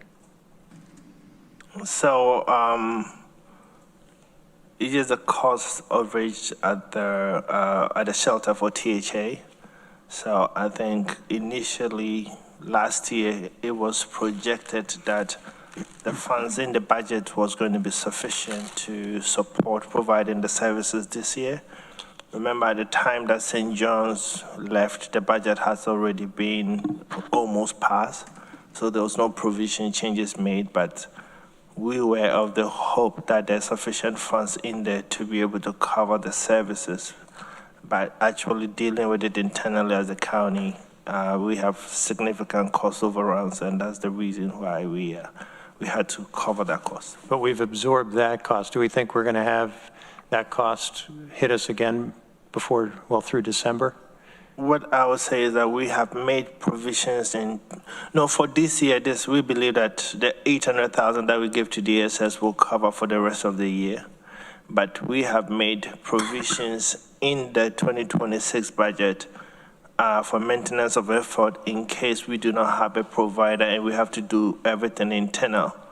But we are in a good conversation to be able to get provider on board to take over some of the services to hopefully we'll be able to control the cost to a certain degree. Okay. My question, though, this money is for 25, for Yes. the remainder of the year. And so I guess I still don't understand. How did we get to 800 that we think we'll need that through December? Do we Were we just being conservative, or? No, I think it's a detailed projection made by the DSS team. So we will spend that through We December? will spend that, yes. Through December in '25? That's correct, yes. Okay, thank you. Ready to vote on Resolution I? All in favor? Any opposed? That is unanimous. Thank you, everybody. The Budget and Capital and Personnel Committee, which is the premier committee, rests. Community Recovery Fund Advisory Committee, there's no report. Downtown Facilities Special Committee, Randy Brown, Chair. Thank you, Dan. We haven't met since our last legislature meeting. Our next meeting is August 2nd, 9 a.m. We did have a lot of people commenting on making suggestions on the Center of Government building. I believe that survey is closed. I could be wrong about that. But we also, the county actually has an advisory board, planning advisory board, and they met, and a lot of good qualified people on that board, and they gave their thoughts on the various designs. And Monica, I believe I sent you a copy of that, so you have that as well. It's interesting, some of the thoughts that are coming through in that, and we'll see where the design goes. Lastly, my thoughts on the Center of Government building continue to evolve. It's a good political word. People say that all the time. My thoughts evolve. Politicians are all evolving, right? For where, I don't know. But as I look at it, all the surveys we got on parking and all those things, and how few people are actually be coming to the Center of Government building, I think that I may be going with Travis here. I may be voting against this for whatever happens, because I just don't think it really helps constituents. I think it's important for our employees to have a good building and all those things, but I think that we're looking at this incorrectly. I think we need to look at this as transactional, where people come in and do transactions, like with the county clerk or the assessment office, very basic, and then we have a separate group of people who are doing social service contacts. They're doing outreach. They're doing all these kinds of things with Office of Aging and Youth Services and the Board of Elections. They're doing more outreach type things in my mind, and I think we need to separate those. And I think that by building this big building and putting these front-facing departments, when we started doing this, I was all about the front-facing departments. This is really for the front-facing departments. That's why it made so much sense to me. And then I'm finding out that very few people are actually going to come to this building for front-facing. And as I drove there, and all my constituents are saying, they don't like coming down here. It's difficult to get down to this neck of the woods in the city for some reason. All the different roads and stop signs and stuff. So I'm really struggling with this. I don't know if I should be the chair of this committee anymore or not. But I just don't think it's really going to help our constituents by building this building. It's important to employees, and I think it should be smaller, and we should do something different for our front-facing departments. That's my thought. Deborah. Oh, sorry, Ann was first. Sorry about that. Yeah, thank you. We've debated this. I'm not going to give my opinions now. I have different opinions on this, but I just wanted to. You mentioned the survey, and I check if Monica, the survey is still open for the public, right? She said, yeah, she believes so. Okay. So you can still pass out handouts. I've been handing them out in my municipality. There's some over at that table. It's a second survey, but it's the same link on these cards. And so one question is we had a separate one for legislators. Is that one closed? That one's closed. So, okay. Thank you. Deborah. Yeah. I don't think I'm building this building for our constituents necessarily.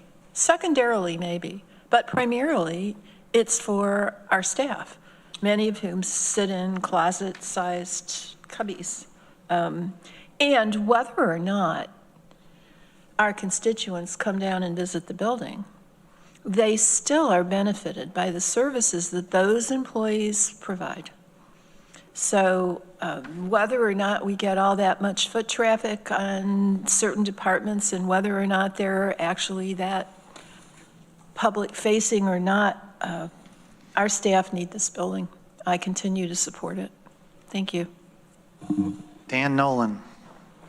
I just wanted to second what Deborah said. As a former county employee, I think it is really important that staff have physical resources and their ability to do their job and operate as effectively as humanly possible. I think it benefits everyone, though it may not be front-facing entirely or public-facing entirely. I think that the public benefits in all types of ways that are downstream of that. And also, I do think that there will be, at least if the designs work correctly, in the way that they say they intended, there will be great, or there should be great, public spaces around that folks will be able to take advantage of and use. So while the public-facing aspect of it is an aspect, I believe it is just that. I think it's one aspect, not the only one, and I think it's important because we have a responsibility to the county staff and county employees to provide them with a building that they could work, especially if we're going to be, continually requiring them to work on site and whatnot. So that was all. Got a few more people in the queue. I just want to remind you, there is no resolution on the floor. There's no decision to be made. This is certainly not the last chance to give input on the center of government. Greg. This is why I love government, because we get to make the same decision over and over again. It's like Groundhog's Day or Thanksgiving dinner or whatever I think other legislators want to compare it to. I just want to remind my colleagues what a disservice we are doing to our constituents by continuing to raise the question, because we've already spent millions of dollars down this path. So if we want to talk about, I'm going to use the term waste, fraud, and abuse. Don't think there's any fraud, but there's probably waste, there's probably abuse. If we're going to sit here and spend all this money on all of these professionals to come back to us to then say no, then we're just wasting tax dollars. Like, if there's a real consensus to stop this thing in its tracks, like, catch the train because it's left the station, and put the brakes on it and figure something else out. And if we're concerned with what our employees are, then come with a solution that can actually be built rather than just like do nothing, because then we're going to start over again and spend the same amount of money. So this really isn't the year to just kind of like blow money into the wind, as much as I've been accused of being a, Santa Claus or spend whatever when it comes to the budget season. I think this year we need to buckle down, and we've made a decision. We're moving forward with that decision. There's ways we can control costs through the development process. But gosh, if there's a majority of us that aren't on board, let's catch this train and pump the brakes, because we're just wasting money at this point, and that is the disservice to our constituents. Sorry to editorialize so much. I want to remind everyone that this legislature voted, I think it was less than 3 months ago, that we are on board with this process. It was a majority vote. So it was a very recent decision. Travis. As a 26-year civil service employee, I do agree. The building, your workspace, that's everything. I think the county owes the employees a proper workspace. It doesn't mean it has to be downtown. We also owe people a place to park. We say, okay, well, you can park wherever, and you can walk in, you can bike in, you can bus in. A lot of employees don't live in bus routes. A lot of our employees don't even live close enough to a bus route to get there. So I think there is a desire again for a lot of you to go through with this process. Clearly, there was a vote to move forward. Some people didn't vote for it. We had a parking study done, and it wasn't that great from my understanding.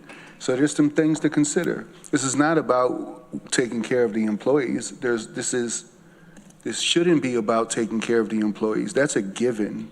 It's about where we take care of employees at, and this may not be the best place.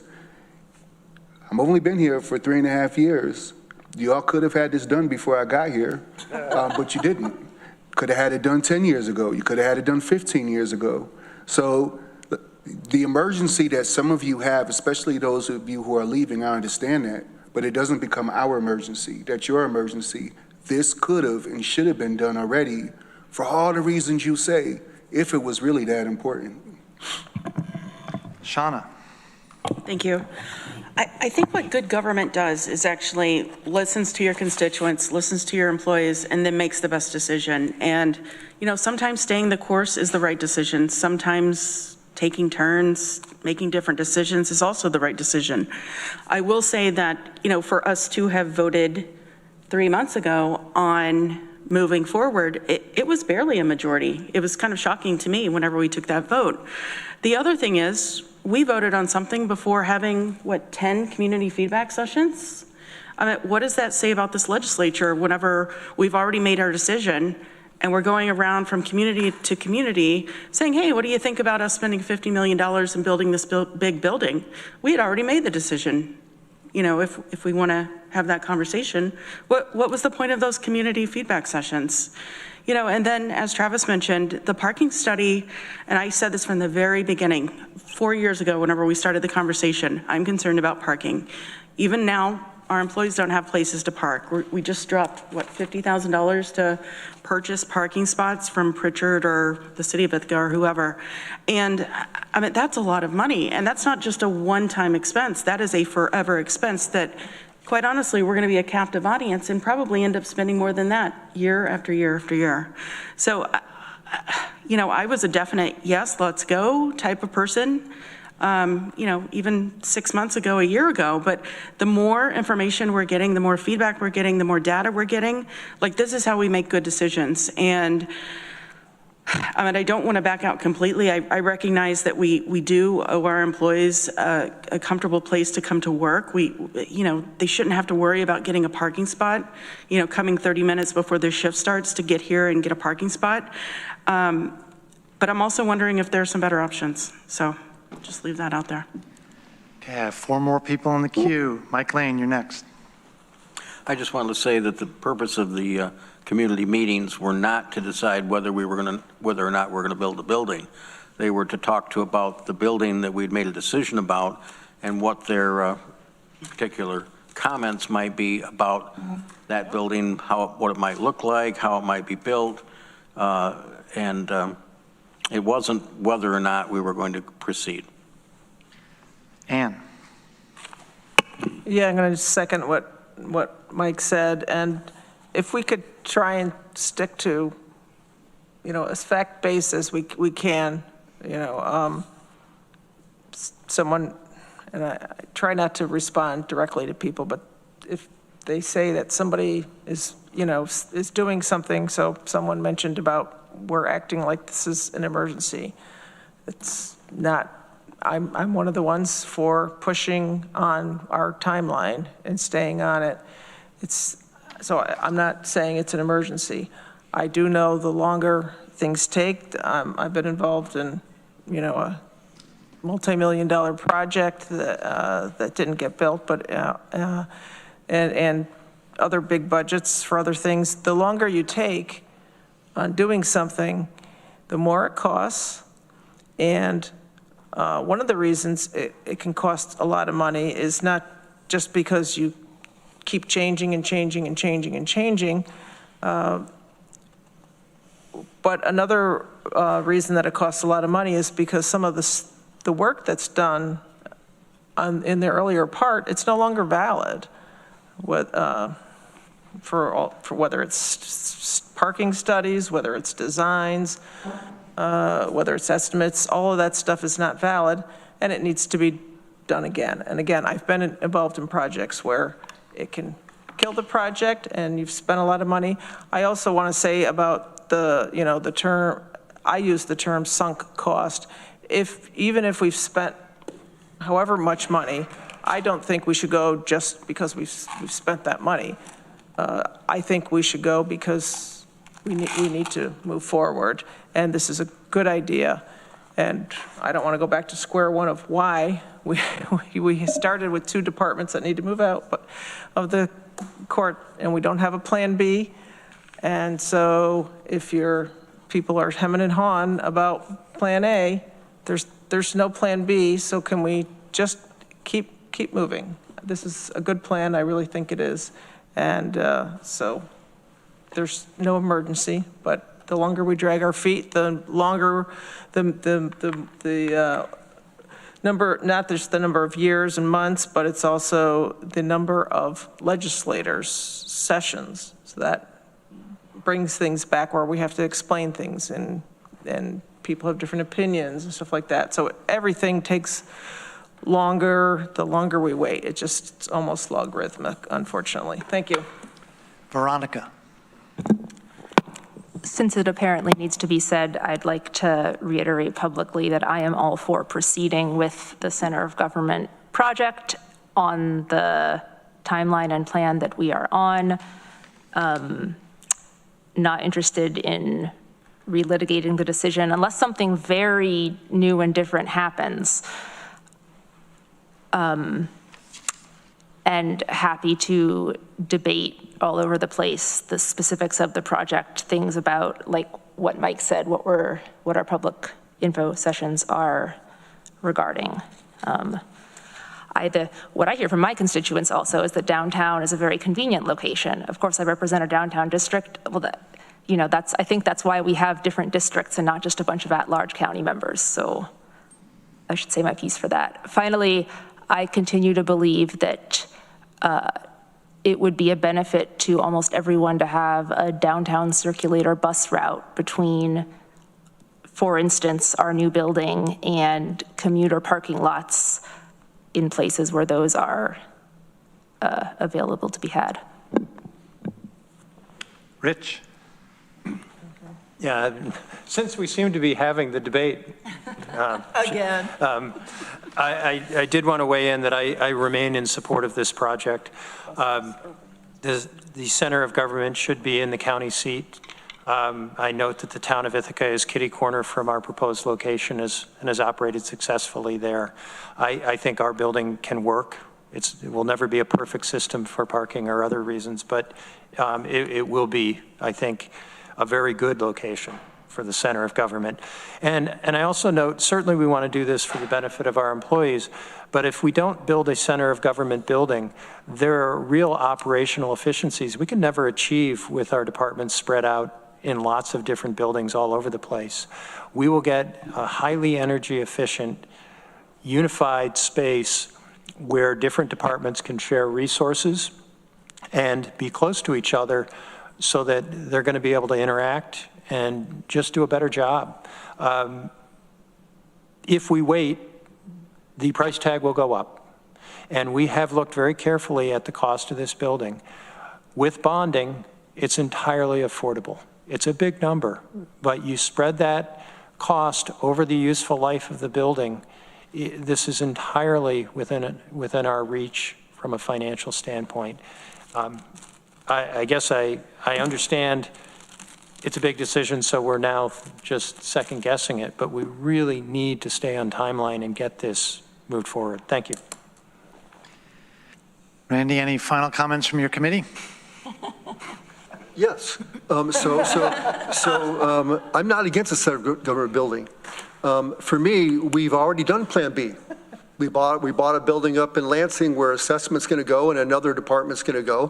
What's Plan C for that building? So we've already. Are they going to stay there? Does it make sense for them to stay there? Maybe it does. So it means do we need to have a space for assessment in this building?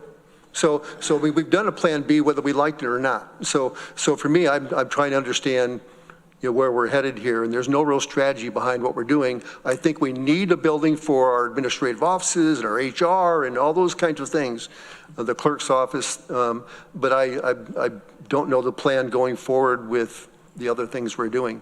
And I will lastly say, I don't think it's a waste of time to talk about this stuff. I could talk for hours about how I despise that the federal government has done. But I'm not going to waste your time with that. So I think it's important, and I'm on a fixed salary, so it is what it is. So, Mike, did you have your hand up? Yeah, I just wanted to say I think there's a strategy that for building this building and trying to find swing space. I don't agree with you, Randy, when you say there's no strategy. Okay, are we done? Ann, did you have?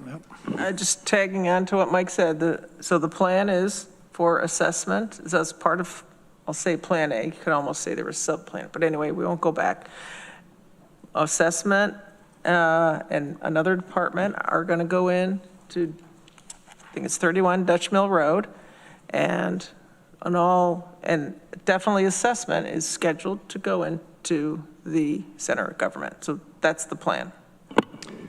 Okay, we are going to take a 10-minute break and come back refreshed and focused and stick to the committee business. Thank you. There is a Plan C, just ask Corsa. Get Amanda.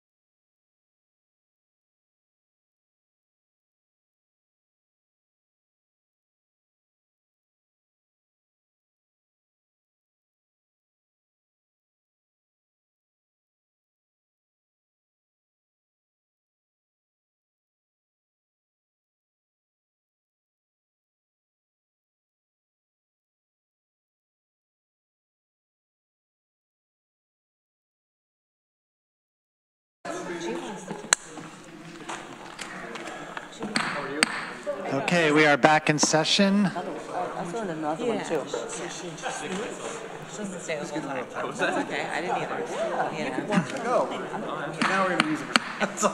We are back in session. We're here for you, Dan. Thank you, Shauna. Somebody's I'm here. here. Everybody.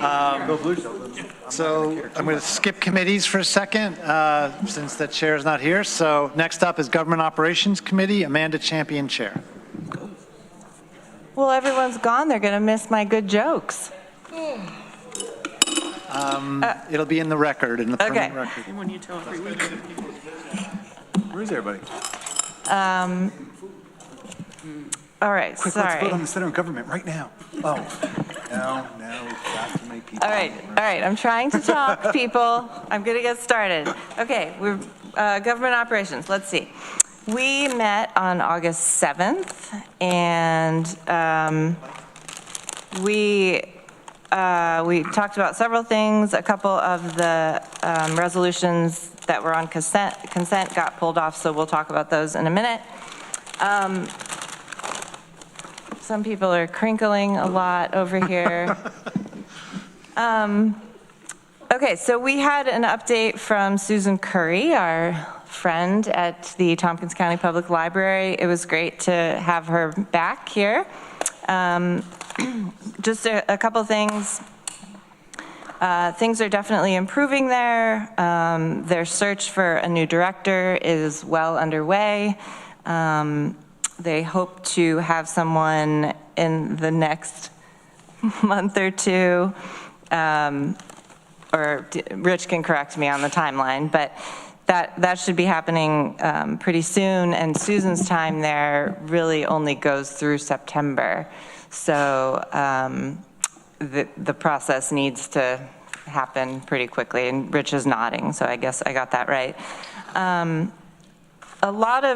There have been a lot of concerns and questions about the outside of the library. It is looking pretty worn and dirty, and that is our building.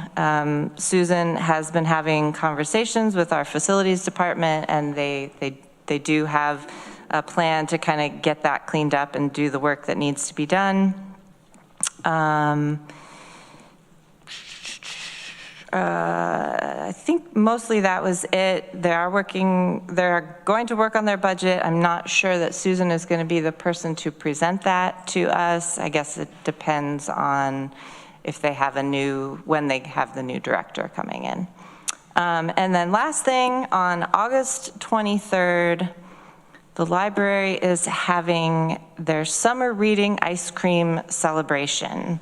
And the ice cream is from Cayuga Creamery from 2 to 3:30. And if you like the library and you like ice cream, you should go there. We also talked with our Chief Equity and Diversity Officer about the legislature having equity indicators. I think it was a good discussion about possibilities. I'm not going to go into that at the moment, but we did kind of come to a general consensus. Some more work needs to be done on that, and we can talk more about that individually, or if folks have questions. And then, the most important thing was that at the beginning of the meeting, the group was in full color code compliance. Everyone had this lovely teal blue color on, staff, legislators, everybody. It was fabulous. We all lined up. We took a great picture. Our media production fellow, he had the color on as well, but he had to take the picture, so he's not in the picture. And just as we finished the picture, our ITS folks walked in the door wearing teal blue, so we had to take the picture again. It was great. I don't have the picture. I'm going to get it from Rob, and we are going to display it. Excellent committee. Clearly, team spirit trophy again. And then last thing before we do the resolutions is that our communications director told us that they are using the drone, the one that takes pictures, and they're going to be doing it for culvert construction.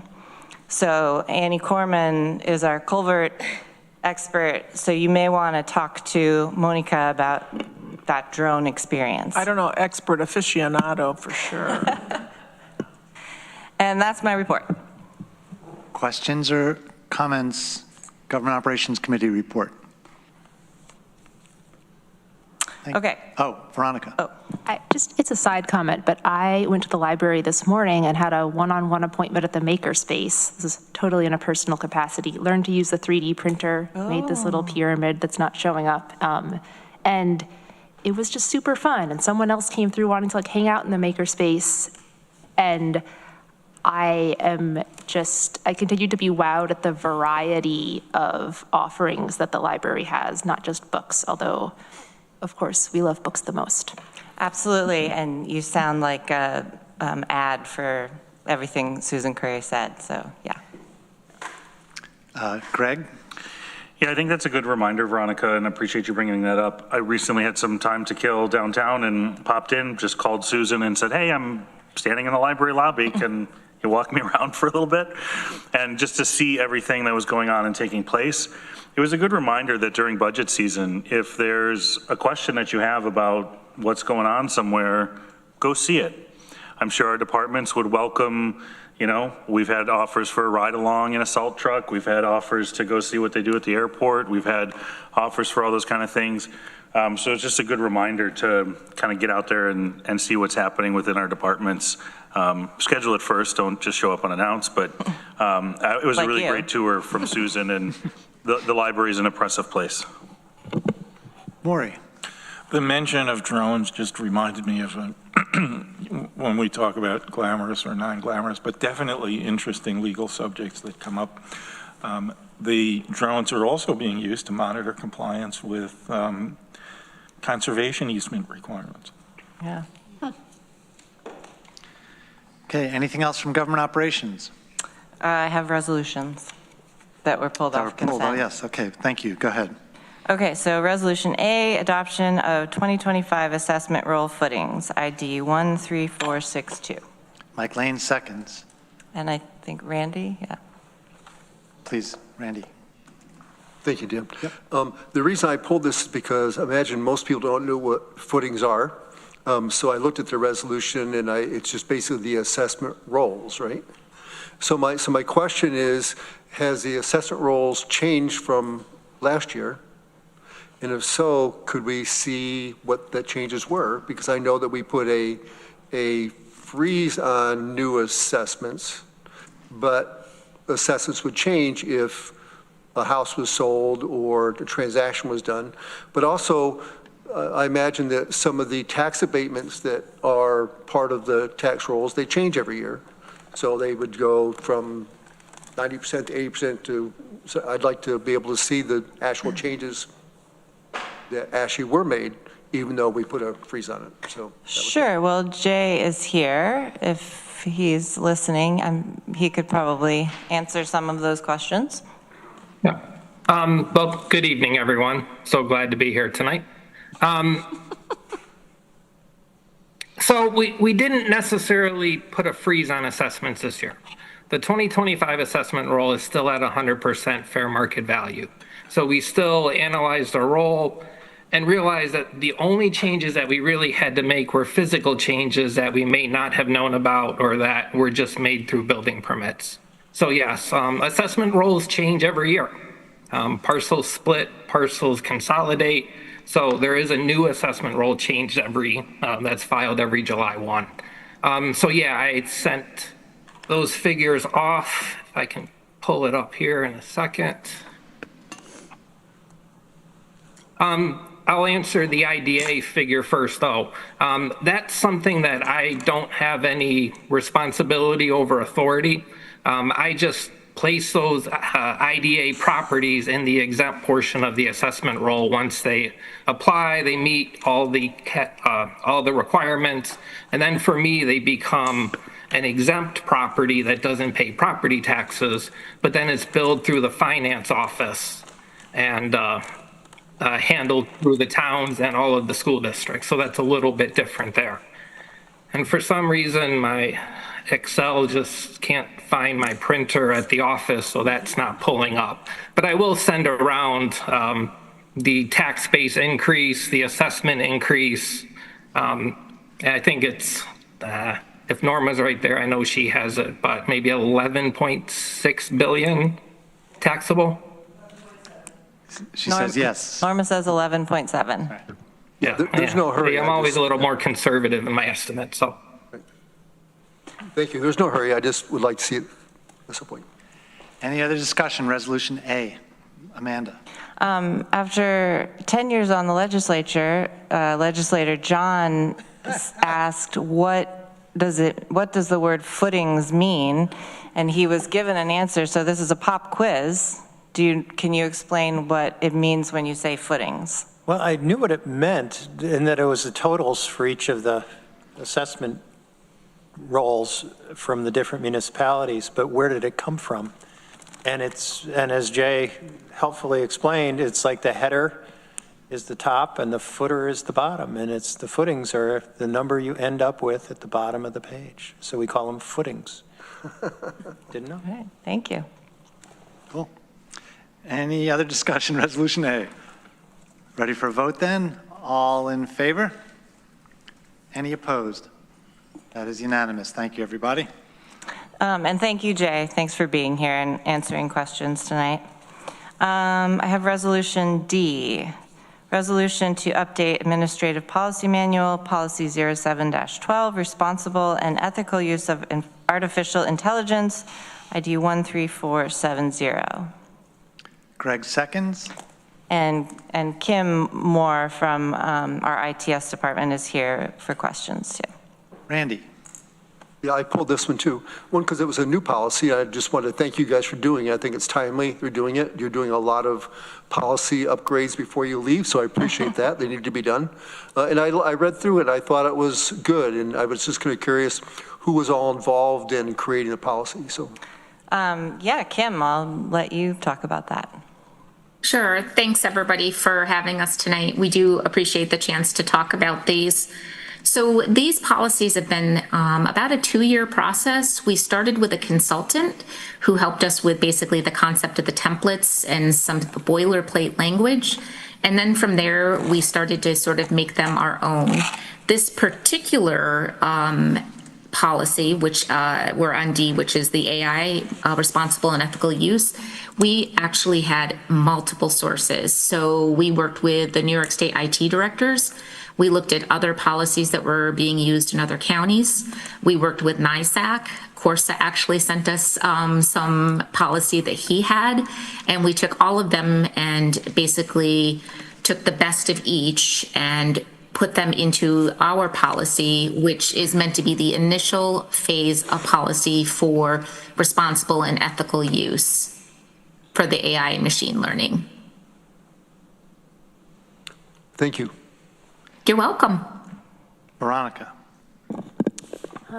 Yeah, thanks. If Randy hadn't pulled this, I would have. And for the same reason, it's a new policy, and I wanted it to get a little bit of attention, more for its existence than the details. As Kim said, thank you, because it's a starting point. And I know one thing I appreciate and wanted to highlight is that, and this says within the policy, there's going to be a tech review team created, or has been created, going to be created.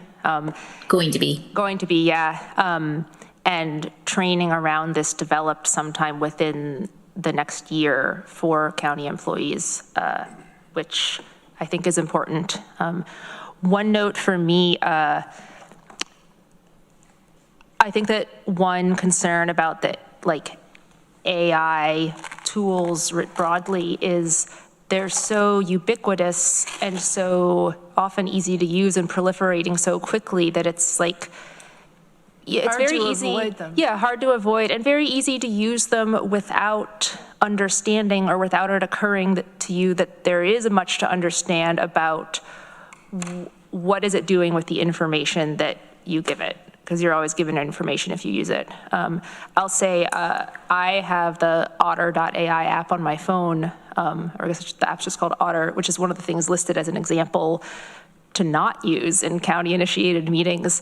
And I sometimes set it to transcribe in this meeting because I have attention issues, and it helps me if I want to go, oh shoot, what did someone just say? And it would be, and in these meetings, like, these are streamed to YouTube. Anyone can do anything with the YouTube feed.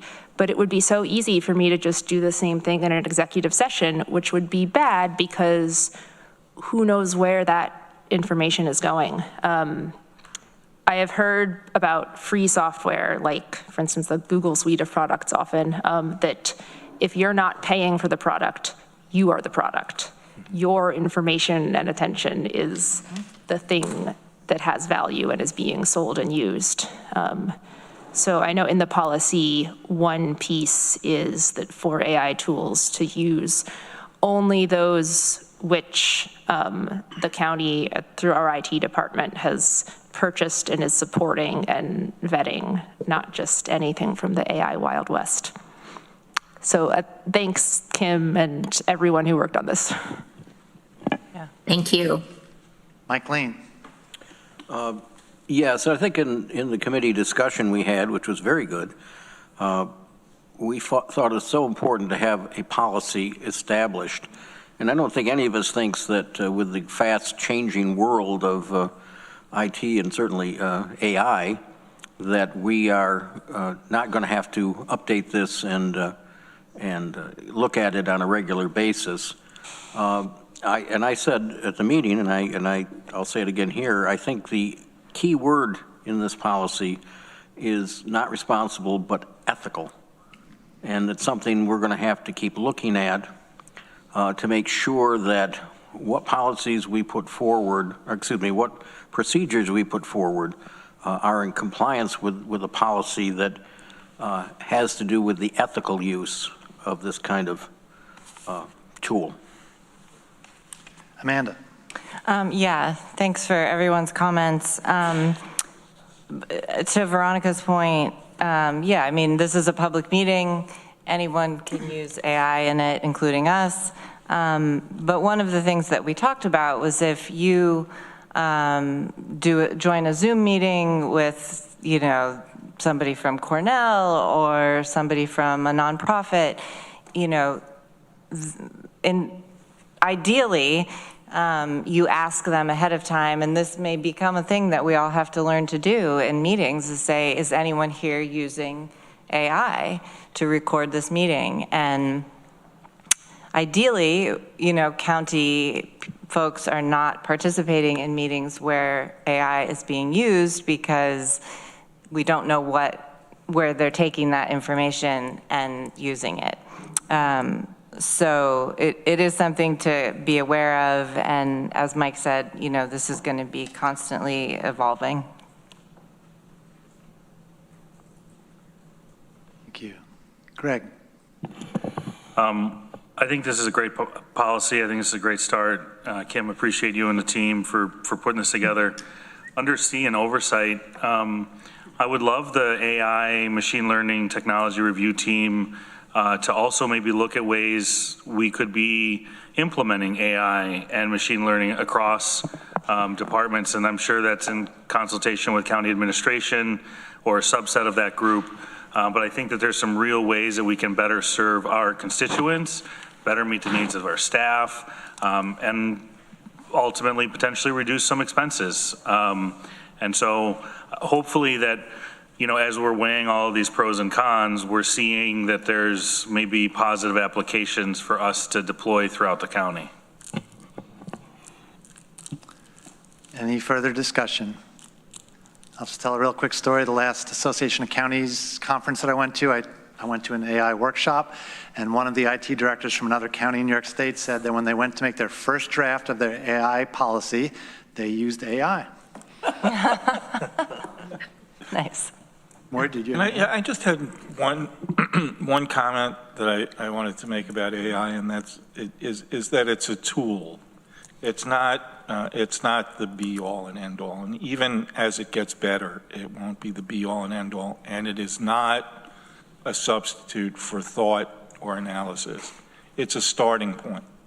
And I think it's really important to keep in perspective that it's a starting point. Just like, Wikipedia is a lot of fun and it's very readable now, but it's a starting point. It's not the end of your research. And there are lots of stories about, attorneys who've used AI to generate legal briefs. The AI made up citations to cases that don't exist. So it's a starting point, stuff to think about, but not a substitute for thought. Okay, are we ready to vote on Resolution D? Okay, all in favor? Any opposed? That is unanimous. Thank you, everybody. Yes. Okay, Resolution E, to update the Administrative Policy Manual, Policy 07-11, Data Retention, ID 13469. Is there a second? Veronica seconds. And yeah, I pulled this for much the same reason. It's a new policy, wanted it to get some attention. It's also, I think, a starting point and, as Kim told me earlier and was discussed in the GEO committee, ripe for like editing and updating as we go through the county, because there's lots of different types of data and different needs for retention and deletion. But I think it's good that, and everyone should be aware that we, assuming it passes, will have a policy now to work from. Any further discussion? Resolution E. Okay, let's have a vote then. All in favor? Any opposed?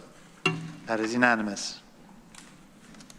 Any last words from Government Operations Committee?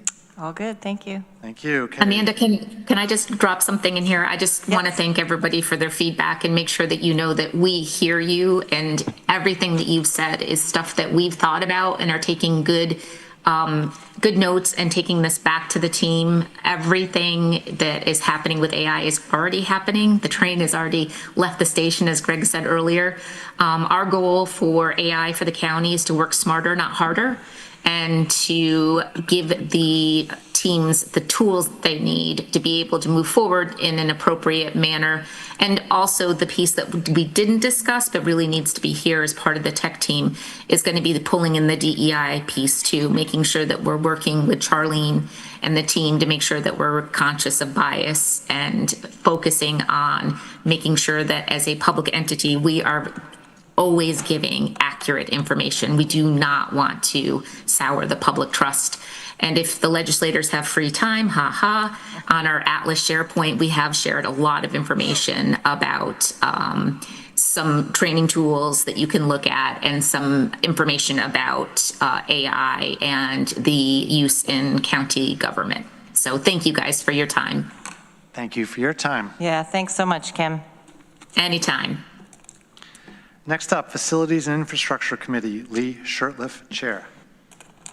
Thank you, Dan. Appreciate the comment on the teal and government ops. And you might have noticed I'm wearing 50 shades of gray tonight, and it's not to match the hair, but to call attention to Facilities and Infrastructure, which will be meeting Thursday morning at 9 o'clock here in the chambers. We have not met since the last meeting.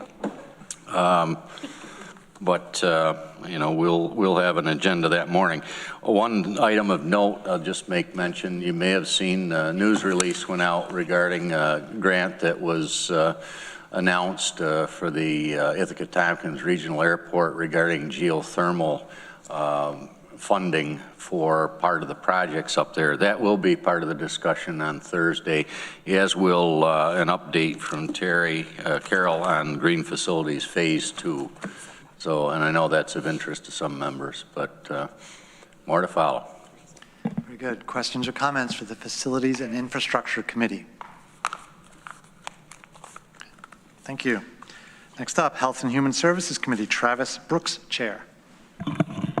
We haven't met since our last meeting. We actually meet tomorrow at 1 o'clock. There is no dress code. We're really come as you are. Yeah, that's it. Questions or comments for the Health and Human Services Committee? Okay, thank you. Housing and Economic Development Committee, Greg Mezzi, Chair. Thank you, Dan. Our next meeting will be September, which is crazy to say, but September the 3rd, here in Chambers at 3 p.m. We wear construction cone orange to our meetings, so please come dressed appropriately. If orange is not your color, then you don't have any team spirit. But we'll see everybody on September 3rd. I do have a number of resolutions happy to take up now. Before we get to the resolutions, any questions or comments on the committee report? Deborah. I won't wear orange. Okay, I'll bring a smock for you. No. Should the orange have reflective stripes around it? Yes, it must be OSHA approved. I'm there. Okay, why don't you go ahead with your resolutions? Resolution J, Doc ID 13434A.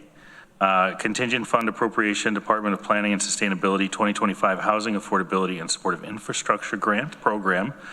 And this did, I believe, pass budget capital personnel when they met on August 14th, as it passed HED as well. And seconds? This is, every year we budget about $20,000 for HISIG, the Housing Affordability and Supportive Infrastructure Grant Program. This is the county's way to leverage county dollars to support our local municipalities as they engage with planning experts around housing. And so not all of our municipalities have the robust planning department like we do here at the county, but this is a great grant program that usually gives grants up to about $10,000 to various municipalities. Historically, we have had some unspent funds from this program over the many years, but this year it seems like we have a large influx of applications, 3 of which will be coming, proceeding if we pass this resolution. Yeah, I just think it's a good thing for us to be doing in a way that we can really make a dent in housing. And land use study is by leveraging our dollars to go even further with local dollars as they invest in better ways to create, more housing stock or better infrastructure to support that. So what we're asking for is $9,900 from the contingent fund to be moved into the program expense for this this current year. Discussion on Resolution J. Okay, let's have a vote then. All in favor? Any opposed? That is unanimous. Great. If I knew it was that easy, I wouldn't have said as much. Next one is Resolution K, Doc ID 13432, authorize funding from the Housing Affordability and Supportive Infrastructure Grant Program for the 2025 City of Ithaca Accessory Dwelling Unit Consultant. Looking for a second. Veronica. This is a $10,000 award, which the City of Ithaca hopes that they can hire a consultant to develop a series of pre-approved plans for freestanding accessory dwelling units. This is a planning best practice where accessory dwelling units are approved within a municipality to be able to supply the community with sort of pre-approved designs to take some of that barrier to creating additional dwelling units off the table. And so this grant will go towards hiring a consultant to develop those plans. Discussion on Resolution K. Ready for a vote then. All in favor? Any opposed? That is unanimous.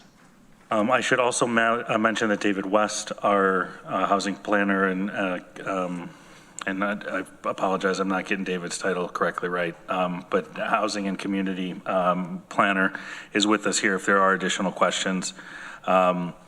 We do next have Resolution L, Doc ID 13433A, authorize funding from the Housing Affordability and Supportive Infrastructure Grant Program for the 2025 Town of Danby Sewer District Consultant.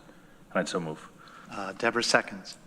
This is for the town of Danby. They're requesting $10,000 to hire a consultant to prepare 2 legal compliant maps, plan, and reports needed for sewer district formation in the central and west Danby hamlets.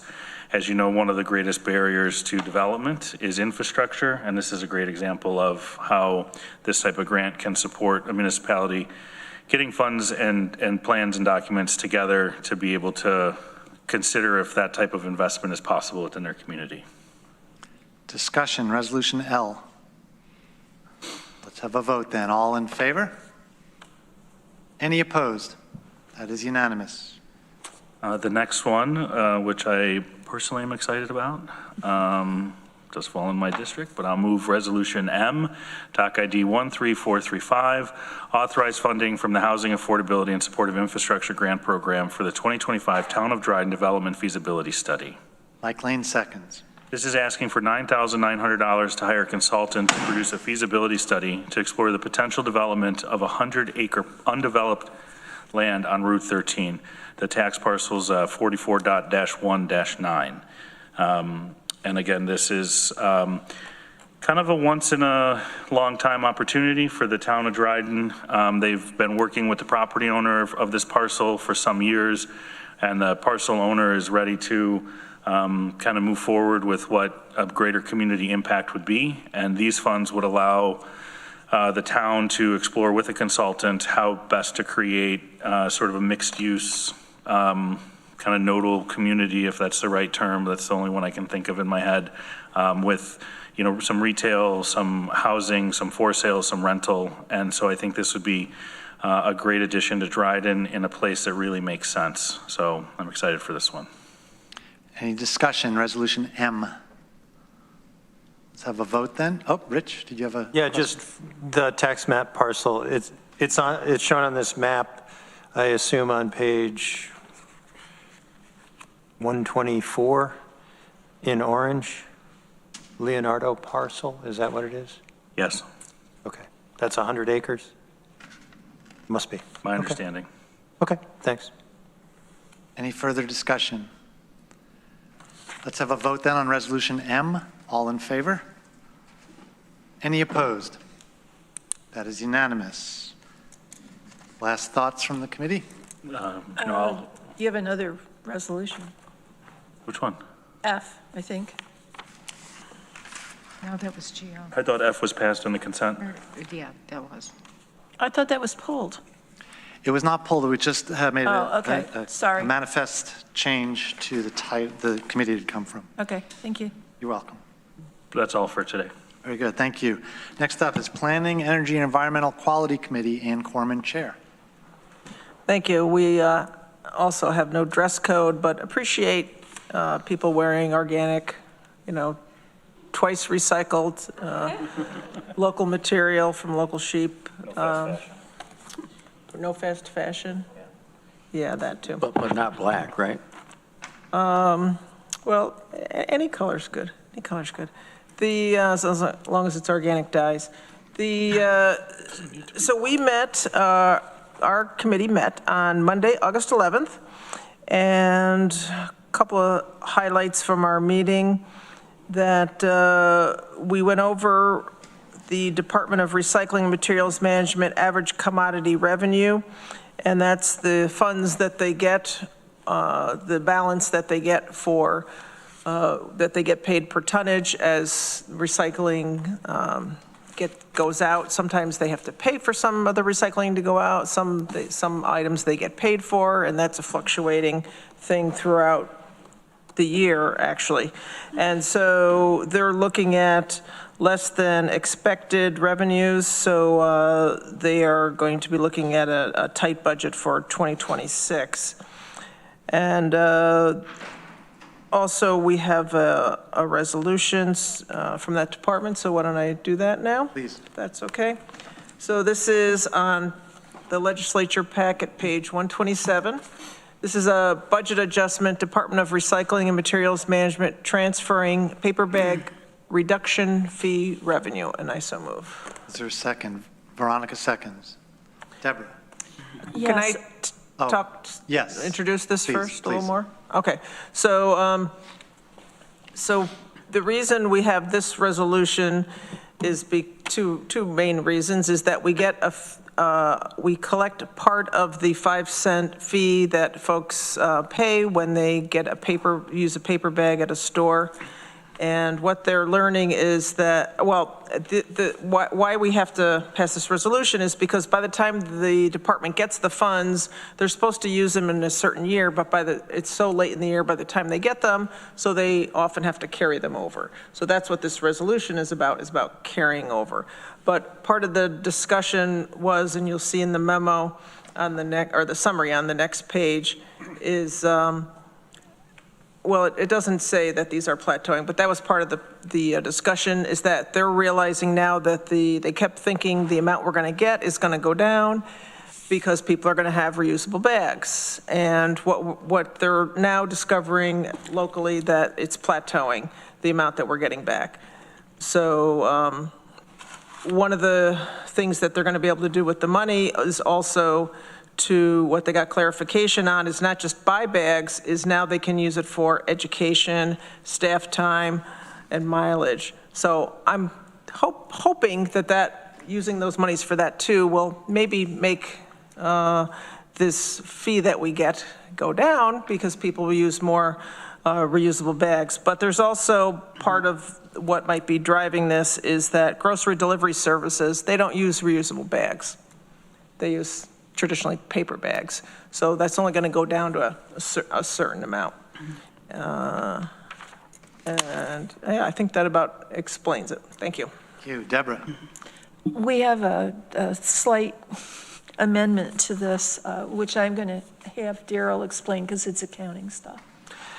I propose we change the first line account number from 8165.51082 use of reserves to 8165-42796 appropriated fund balance.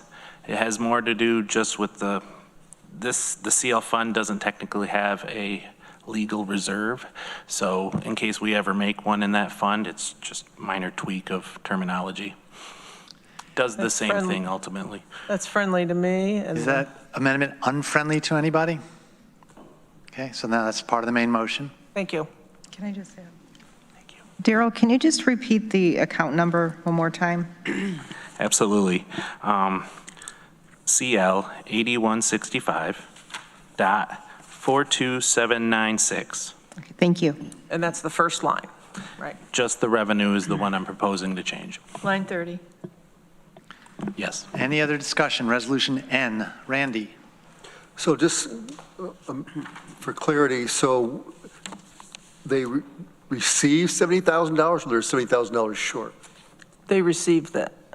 And so that was the budget, under budget, or just, it was not budgeted, or I'm trying to understand? It's transferred from one year to the other. They're asking it to be carried over because by the time they're supposed to use those funds within a certain year. That's the way that the New York State law is written for the county to use those funds. But they can't usually because by the time they get them, it's too late in the year.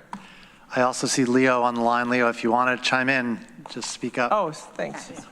And Kat is here. Yeah, I thought I'd kind of put it in perspective a little bit. It may help.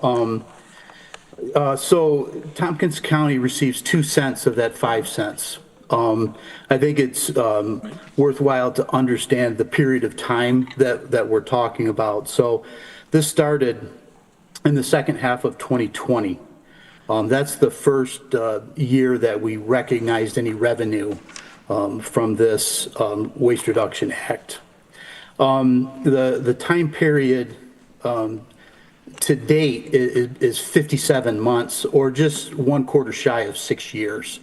So the money that we're talking about has expanded over those 6 years, close to 6 years. The total revenue that we received for that period was over $204,000. What we have actually expensed on bags for that period is a little over $134,000. So ultimately, over that period of time, $70,000 at the end of the close of each one of those years funneled money back into the fund that Daryl spoke to. If you look at it on an average annual basis, on average, we receive $43,000 from the state each year.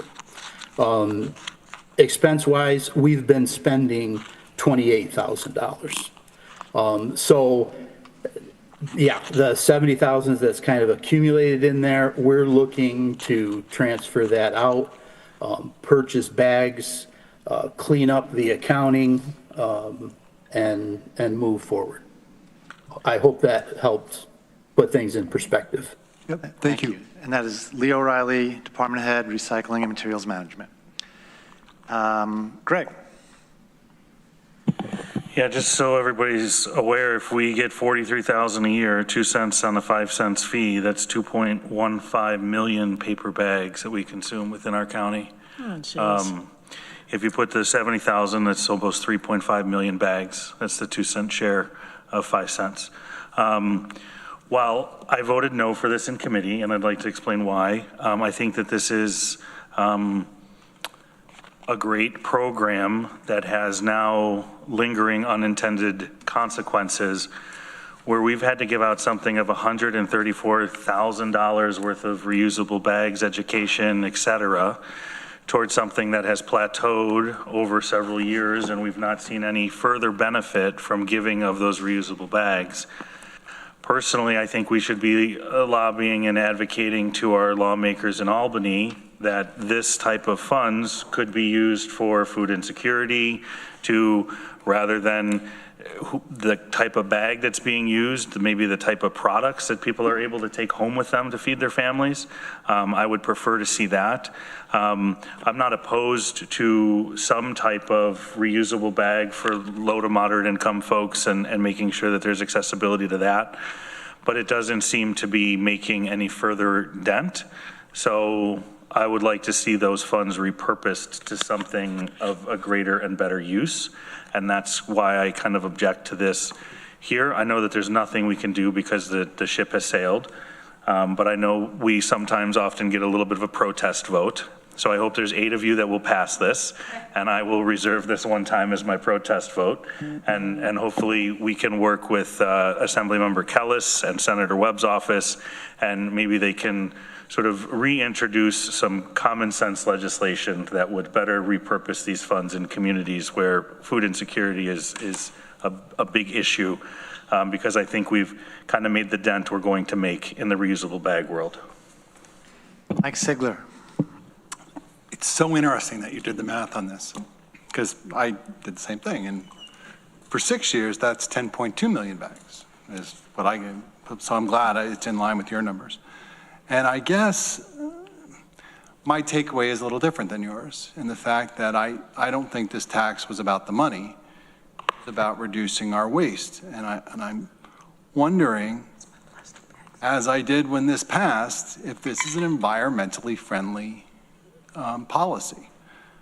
$10.2 million or 10.2 million paper bags being trucked in to Tompkins County has a much larger footprint than 10.2 million plastic bags. And I think I gave a pretty good example when this came up, and I brought the bags in and I brought the plastic bags in to show the difference. And it's just, I'm sorry, Deborah, when we do environmental policy, it is actually supposed to protect the environment. And I'm not sure that this policy does that. And I would like to know if it actually does. So that's it. Thank you.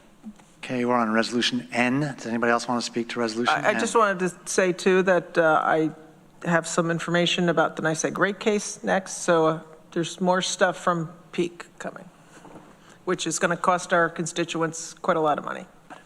Okay, let's have a vote then. Resolution N, all in favor? Keep your hands up, please. 1, 2, 3.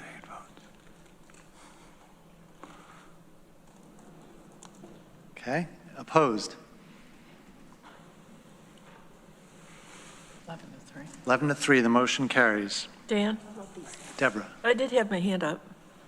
I just wanted to respond to Mr. Sigler. Yes, paper bags are bigger, bulkier, and heavier, and make a much more satisfying whap when you drop them on your desk than a plastic bag does. On the other hand, they're biodegradable. whereas plastic bags are not, and that is the conservation benefit. Deborah, I'm sorry I missed your hand earlier. It's okay. Okay. We are moving on. Ann, more from your committee. Yes, thank you. So we also had a presentation from NYSEG, New York State Electric and Gas, regarding their rate case for their next rate increase, and we are a party to that. And so we had a presentation from them, and then at the next peak meeting, we might have a executive session to talk about that with Terry Carroll and maybe some other planning staff and possibly our attorney, I'm not sure. But so stay tuned for that. And so I encourage folks to go back to and watch the peak meeting. I believe that's about 45 minutes in where that starts. And so NYSEG did a lengthy presentation. Also, their slides are in the peak agenda. And so just the upshot of their next rate increase over the next 5 years on top of the increases that they recently had. They're proposing for electricity, 23.6% increase, residential gas, 33.5%. And we asked them, quite a few questions. They seem to be focused on increasing, for instance, improving the call center. Some of the questions were, well, could you maybe address the issues that people are calling about?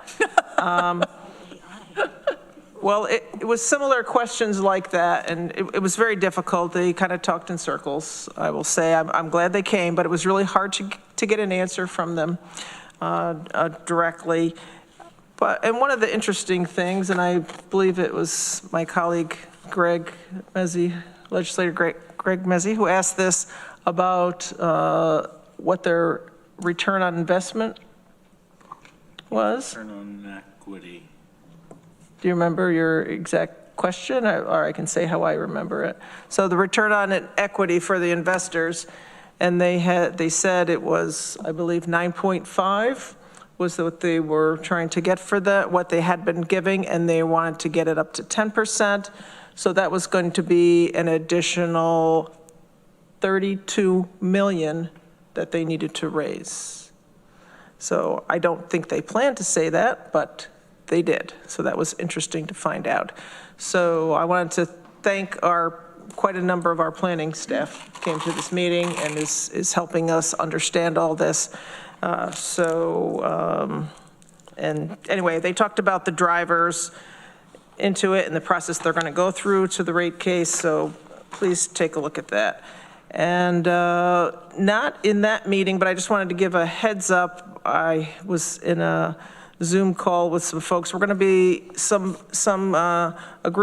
environmental group has asked for this committee to look into biosolids that are in some areas around the state and the country are being spread on agricultural areas, active farming. And so the biosolids that we're talking about are from wastewater treatment plants where a lot of times industrial waste goes, never mind, all the chemicals that can just be from a regular household, all the pharmaceuticals, but industrial waste often goes through. So this is taking the solid part, reprocessing that and spreading it on farms. So we're gonna be looking into that, what that effects are locally, and if we want to support, there was a law that was passed by the Senate, I believe the New York State Senate, but it didn't pass the Assembly.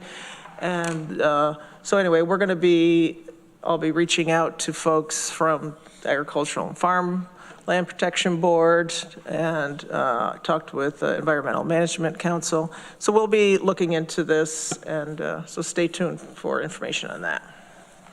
Shauna. Oh, and our next meeting is Friday. It's a different day of the week. I know not everybody can make it, but it's Friday, September 5th at 1 p.m. We also changed our October meeting because of Indigenous Peoples Day and Columbus Day. So that meeting is Tuesday, October 14th. Both are at 1 o'clock. Shauna. Yeah, I was wondering if your committee was going to have any discussion on the data center that's being proposed in Lansing. Isn't that right, Mike? That is correct. Tara Wolf has put out a press release that says it is going to repurpose the power plant into a data center and an AI center, in large part because it's connected to the 115 kilowatt power lines, two of them that run through the town of Lansing. We will put it in the queue. I do know, I was just reading an article today and saw a video about one of the AI centers down, I think, in Memphis, and the amount of pollution because of that. And unfortunately, that particular center is in an area where there are 99.5% people of color. So anyway, yeah, we'll take a look at that. Thank you for letting me know about that. Okay. Got a couple of people in the queue. I just want to remind you, there's nothing on the agenda about a data center or Lansing or repurposing. That word doesn't exist right now in our agenda. Rich.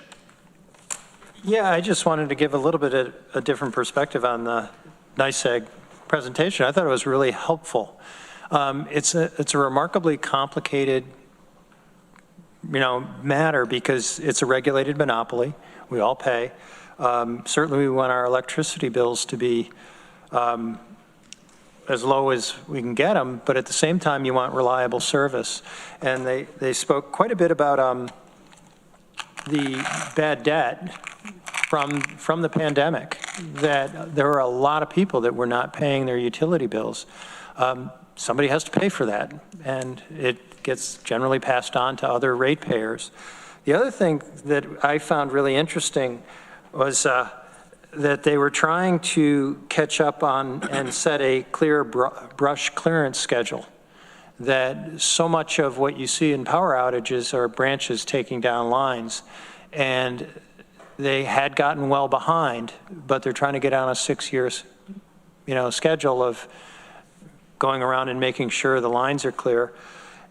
But the other thing that I thought was really interesting, they showed a trend line on storms, severe storms that damaged power lines, and it's not a good, not a good trend.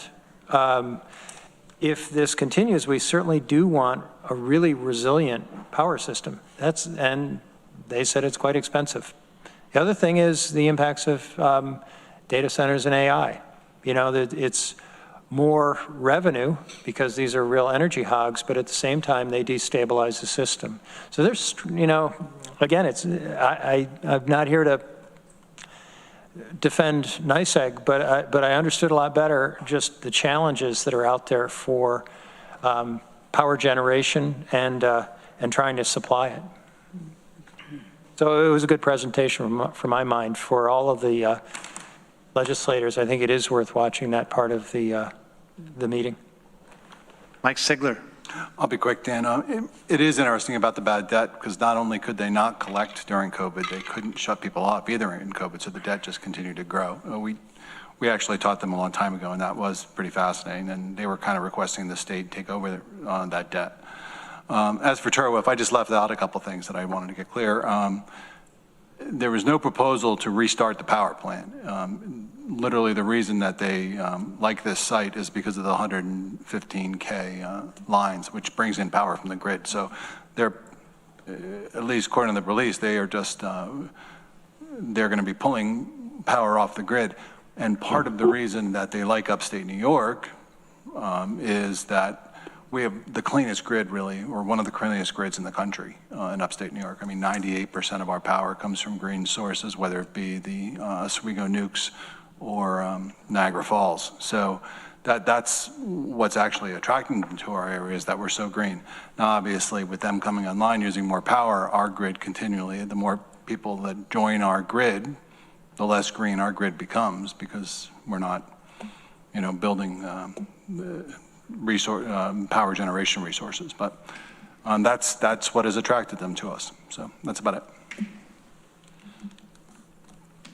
Dan, Sorry, Dan. There are a lot of questions. Well, I have a response to that, but I'm going to wait. Ann, okay. Ann, go ahead. Yeah, I just want to clarify on something Legislator John said regarding just the 6-year vegetation cycle maintenance. I believe that was left over from their last rate case that it was decided. So that wasn't, just so folks know, that's not new. I'm not sure if that's what you meant, but that was decided the last rate case. And many other municipalities do a 5-year cycle for cutting down the vegetation preemptively. And just in regarding data centers and the NYSEG presentation, they talked a lot about trying to, or in their plans to upgrade a lot of the lines and service areas around this area, because we don't have enough infrastructure for the electrical, the switch over to all electric buildings or more electric buildings. So we don't have the infrastructure yet. And we're not producing enough electricity around the state, around the country to support that. So I just wanted to say that. Veronica. I just wanted to add, in terms of the Tompkins County being party to the rate case, or wait, is it Tompkins County that's a party?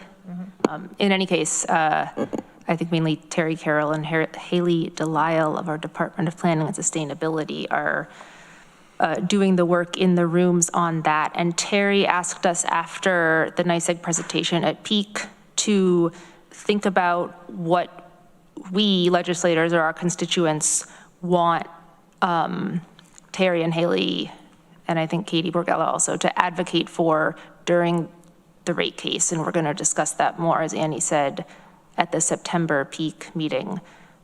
So amplifying what others said, if you can watch the NYSEG presentation, but also think about what do you want our county to push for, ask, et cetera, in the rate case. And then please tell Terry.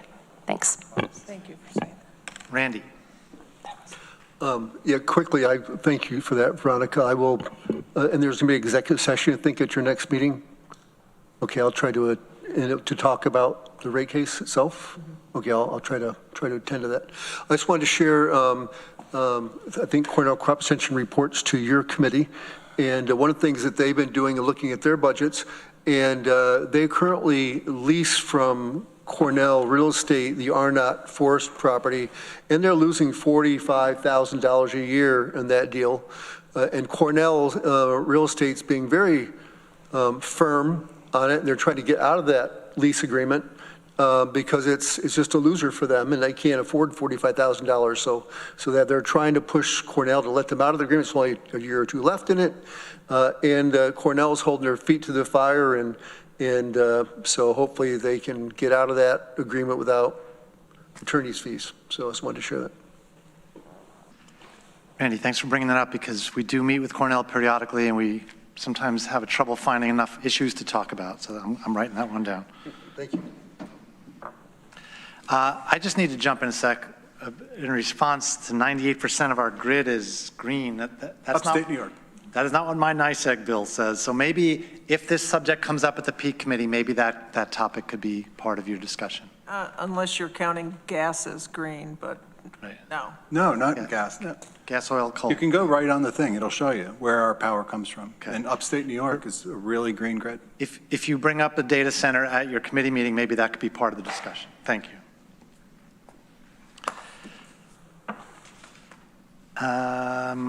Anything else for Peak? Okay. Next up is Public Safety Committee, Rich John, Chair. Thank you, Dan. The Public Safety Committee has not met since our last meeting. We will be meeting next week, August 26th at 1 o'clock. I anticipate we'll be continuing a discussion we had about jail numbers. And also, we may have a report from the Center for Governmental Research on emergency medical services. I don't know if it's going to get here in time, but that had been the proposal, that it would be there for our August meeting so we could get the information before we jump into our budget process. And the only other thing I'd mention is our current jail numbers are 64 with 0 board outs.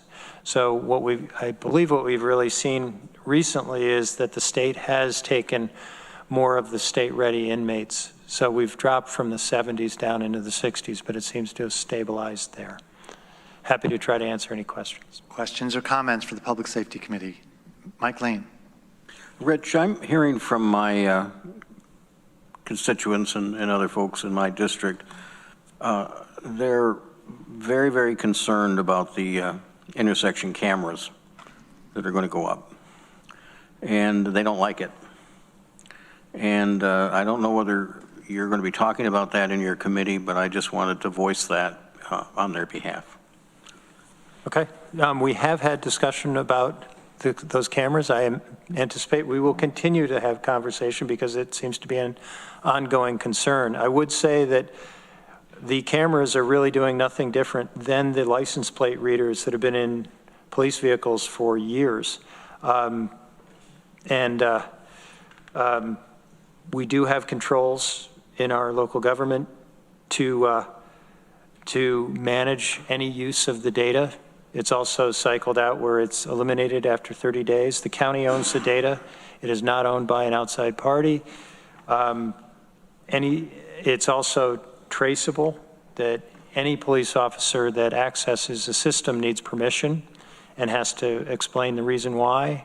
And there's a record of anybody looking at data from the cameras. With that said, I've certainly read about abuses around the country where this data has been misused, like lots of systems of data that have been misused. Frankly, not to go too far afield, but this is an area where I believe our country is well overdue for a discussion about personal privacy and how that's managed, not just by the government, but by companies. We had a discussion just a half an hour ago about AI. I recommend to anybody who has children, there's a recent article in The Atlantic about how hard these companies are pushing to get children to use AI. And if I could assign one word to it, it's just creepy. There are things going on that are really, really concerning. I think the license plate reading cameras are something we should be very careful about, but I think in our community we are being pretty careful. But I welcome any further discussion on it. Veronica.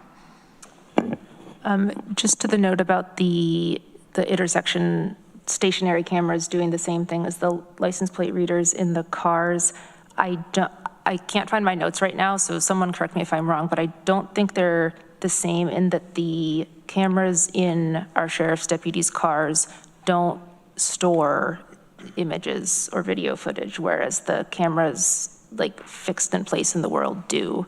And from a privacy standpoint, that is a big difference. And I'm glad you mentioned the AI discussion we just had. The flock cameras are, they use its image recognition, so they would be an example of something that policy talks about. I've not thought about the cameras with respect to the policy we just passed, but it'd be a good thing to do. If I could respond, you raise a good point, Veronica. I thought that the cameras in vehicles do take pictures because they create evidence for tickets, but I don't know that. I can try to find out. Okay, anything else for the Public Safety Committee? Next up, Tompkins Intergovernmental Relations Committee, Shauna Black, Chair. Thank you. We met last week and we're joined by Dr. Kremenek from TC3. Let's see here, enrollment is up right now, and you might have noticed that they do have some of the old dorms at TC3 they are going to put on the market. Let's see here. We also were joined by Alex Reagan from NISAC and also Cornell University. And I mean, the trend continues to be the same. There's so much uncertainty. We know that SNAP benefits are going to be hit hard in 2026, and then Medicaid's going to be hit in 2027. Anything else, Deb? Yeah, Alex did give us some numbers, which were a bit daunting. One of the things she said was that the combined impact on counties, on Tompkins County, of the changes in Medicaid and SNAP would be somewhere between $2.5 to $3.5 million a year, which if you figure what that does to our tax levy is concerning. The last thing that I read in the news is that New York State's facing about a $3 billion annual operating hit from the changes in the One Big Beautiful Bill Act. Mm-hmm. And we know stuff rolls downhill. Questions or comments for the Intergovernmental Relations Committee? Okay, thank you. Thank you. Next up, Workforce Diversity and Inclusion Committee, Veronica Pillar, Chair. Thank you. WDIC has not met since our last meeting here, but we will be meeting next Wednesday, August 27th at 3 p.m. in these chambers. Agenda will be out Thursday morning. And the only other thing is I'll remind people again, there remain open spots for the GARE local meeting, Government Alliance on Race and Equity, that's taking place here in October 20 to 22nd, like about early afternoon, the 20th to early afternoon, the 22nd. It does cost money, but all are welcome, county employees and not. Ask your supervisor if they can fund your attendance. Questions or comments for the Workforce Diversity and Inclusion Committee? Okay. Next up, individual member filed resolutions. We have Resolution O. Lee? Dan, I'd like to offer, and then I'll speak to Resolution O, authorizing relocation of county departments during the Center of Government project. And it's ID number 13484. Is there a second? Greg seconds. Go ahead, Lee. Okay, coming back after last month's meeting, we passed a resolution to purchase a property at Dutch Mill Road. Thank you. I was going to say Warren Road, but we're off. And the substituted or amended resolution specifically directed county administration to bring back a plan for the use of that building and that there would be formal legislative approval for the movement of any offices into that facility. Administration has worked upon that and put forward recommendations that we move on a temporary basis at least, the Departments of Assessment and County Office for Aging. I'll just offer one comment. I share some of the concerns, and I'm cognizant of those being voiced by my colleagues regarding the Center of Government project, but everything aside, there is little flexibility for the movement of any offices under any plan that we may move forward. And I would call your attention, I think, to statement that was put forward from Jay Franklin, not to put him on the spot, but this kind of underscores it for me moving forward. And I'll plagiarize, but the purchase of 31 Dutch Mill at approximately $90 per square foot represents an excellent investment, especially when compared to renting comparable office space for multiple years. If we only have to rent space for 4 years, the purchase of this location will save the county approximately $1 million. And if the downtown central office building is delayed, our savings will increase by approximately $250,000 a year. That is part of what motivates me to bring this forward. And I certainly want to pass this over to Corsa to explain to us why the recommendation has come forward for these departments specifically. Okay, thank you. We have had an extensive conversation about department relocation to pave way for the deconstruction of the 3 buildings. So I met with Jay and his team to assess the footprint in the office and the number of population that are visiting the location. And one of the key issues that comes up is access to the space. So Jay, who is the department who understands the program, believe that this will not be a disruption to the operation and basically provides a bit more of an improvement in the way they engage with the residents that visit assessment offices. Based on the study that was conducted, or the research that we did to understand number of residents visiting offices during the traffic study, we identified a minimum number of people visiting assessment on a daily basis. The biggest time that they have a large number of people coming in is around January, February, during the tax period, and I believe July as well. And usually majority of these people actually comes to assessment offices driving their vehicles. So they believe that this is actually a benefit to them, and it would not provide any disruption at all to their services, even if any, very minimal. The other department we are recommending to be placed in 31 Dutch Mill is COFA. I met with Lisa and all her team in the office to discuss how this will mean to the operation. They do have a number of people that walk into the offices. They also do have a significant number of the population do drive into that office. A classic example they said for me was nature of the work that they do, they respond to need, and they did the same during COVID, whereby they're able to meet people where they are. So they don't see this as a disruption, but also as an opportunity so that they can reinvent their programming to serve the residents very well. Significant number of people, as I indicated earlier, drive their own vehicles, and they also have a number of clients that connect to their services through Gagabout. I always get it wrong. Gadabout. And they believe that what they may need to do for very few population that walk in to provide additional access to Gagabout to get to them. But even within the downtown Ithaca area, majority of the older age people that come to them come connect to them through Gadabout services.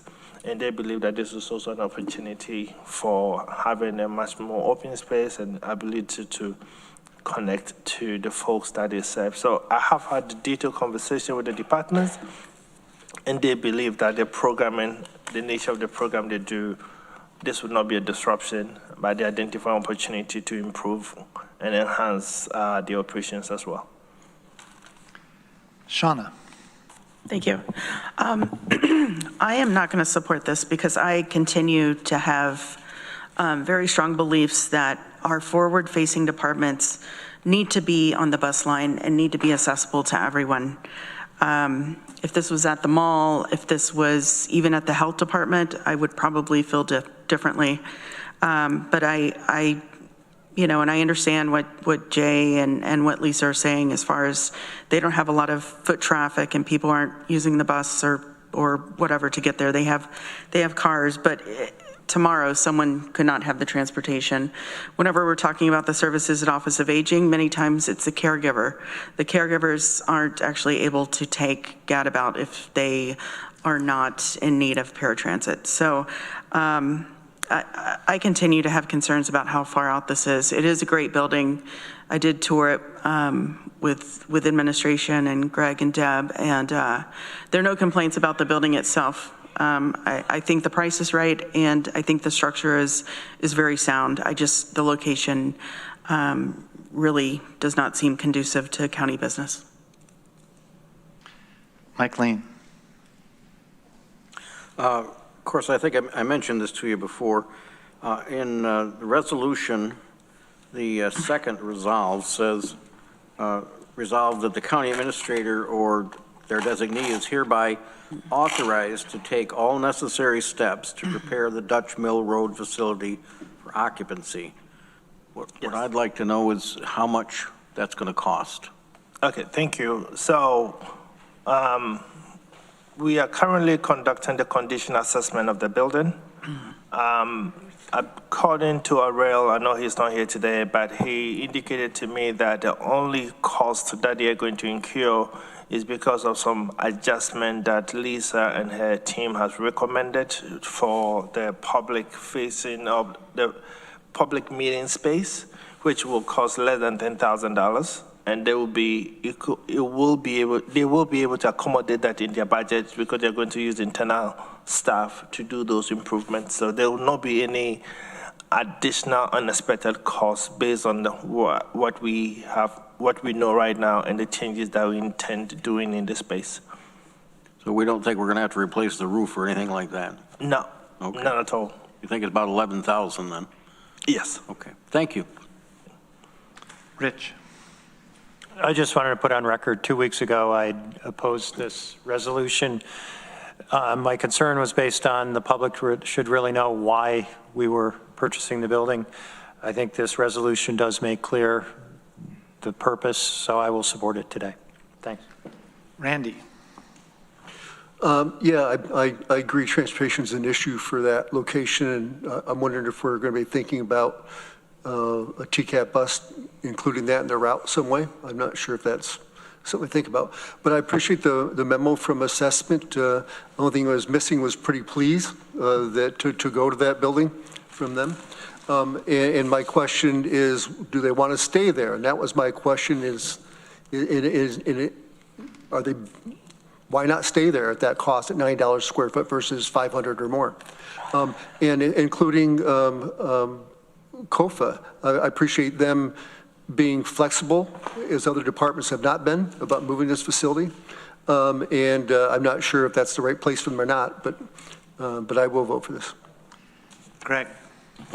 You know, I appreciate legislators Black and Brown for bringing up this idea about access. The neutrals. I was trying to make a serious point, okay? It's their last names, folks. Shauna and Randy. Trying to have some decorum here. It's too late for that. It is too late. But, you know, it's interesting as we talk about access and as we look towards our budget season and TCAT and the agreements we have with the funding partners there and the expectations of service, I do think that we should strongly be advocating for some sort of county loop or something that brings people to county facilities. Because if we want to talk about increasing access, the idea of being able to at least get somewhere, get a bus, you know, if you come from Groton and you have to park at Assessment to get on a bus to go downtown, maybe that's better than trying to go all the way downtown. So I think that there's some things that we could probably do. You know, you can stand at Cornell and not wait, you know, more than 5 minutes before you get a bus to go anywhere up on the hill. Why are we depriving our residents of similar access and similar wait times to get to access county services on the bus line? I think when it comes time to funding, we should have a really strong opinion, especially those of us that represent our rural constituents, of why we're constantly being sort of pulled back on rural service so that the city, which is the most walkable, and Cornell, also the most walkable, can have stellar service when we're getting left out in the cold in the rural parts of our community. So I appreciate Sean and Randy for bringing that up. As it relates to this resolution, I fully support it. Any further discussion? Resolution O. Let's have a vote then. All in favor? Please keep your hand up. Yep. Okay, any opposed? Right here. Wasn't sure what was going to happen there. Okay, that's 13-1, the resolution carries. Okay, somebody want to move the minutes to the previous meeting, August 5th, 2025? Amanda moves, Travis seconds. Any discussion? Amanda? Yeah, I could have said this separately, privately, but I didn't get a chance. So on the minutes on page 1 of the minutes, our new poet laureate's name is Nicole, and it's spelled wrong in both places. That's all. Anything else? Okay, let's have a vote on the minutes then. All in favor? Any opposed? That is unanimous. Thank you, everybody. Any unfinished business? Okay, we're going to, in a minute, we'll have a vote on going into executive session. We have 4 items. One matter which will imperil the public safety if disclosed. 2 matters that involve collective negotiations pursuant to Article 14 of the Civil Service Law.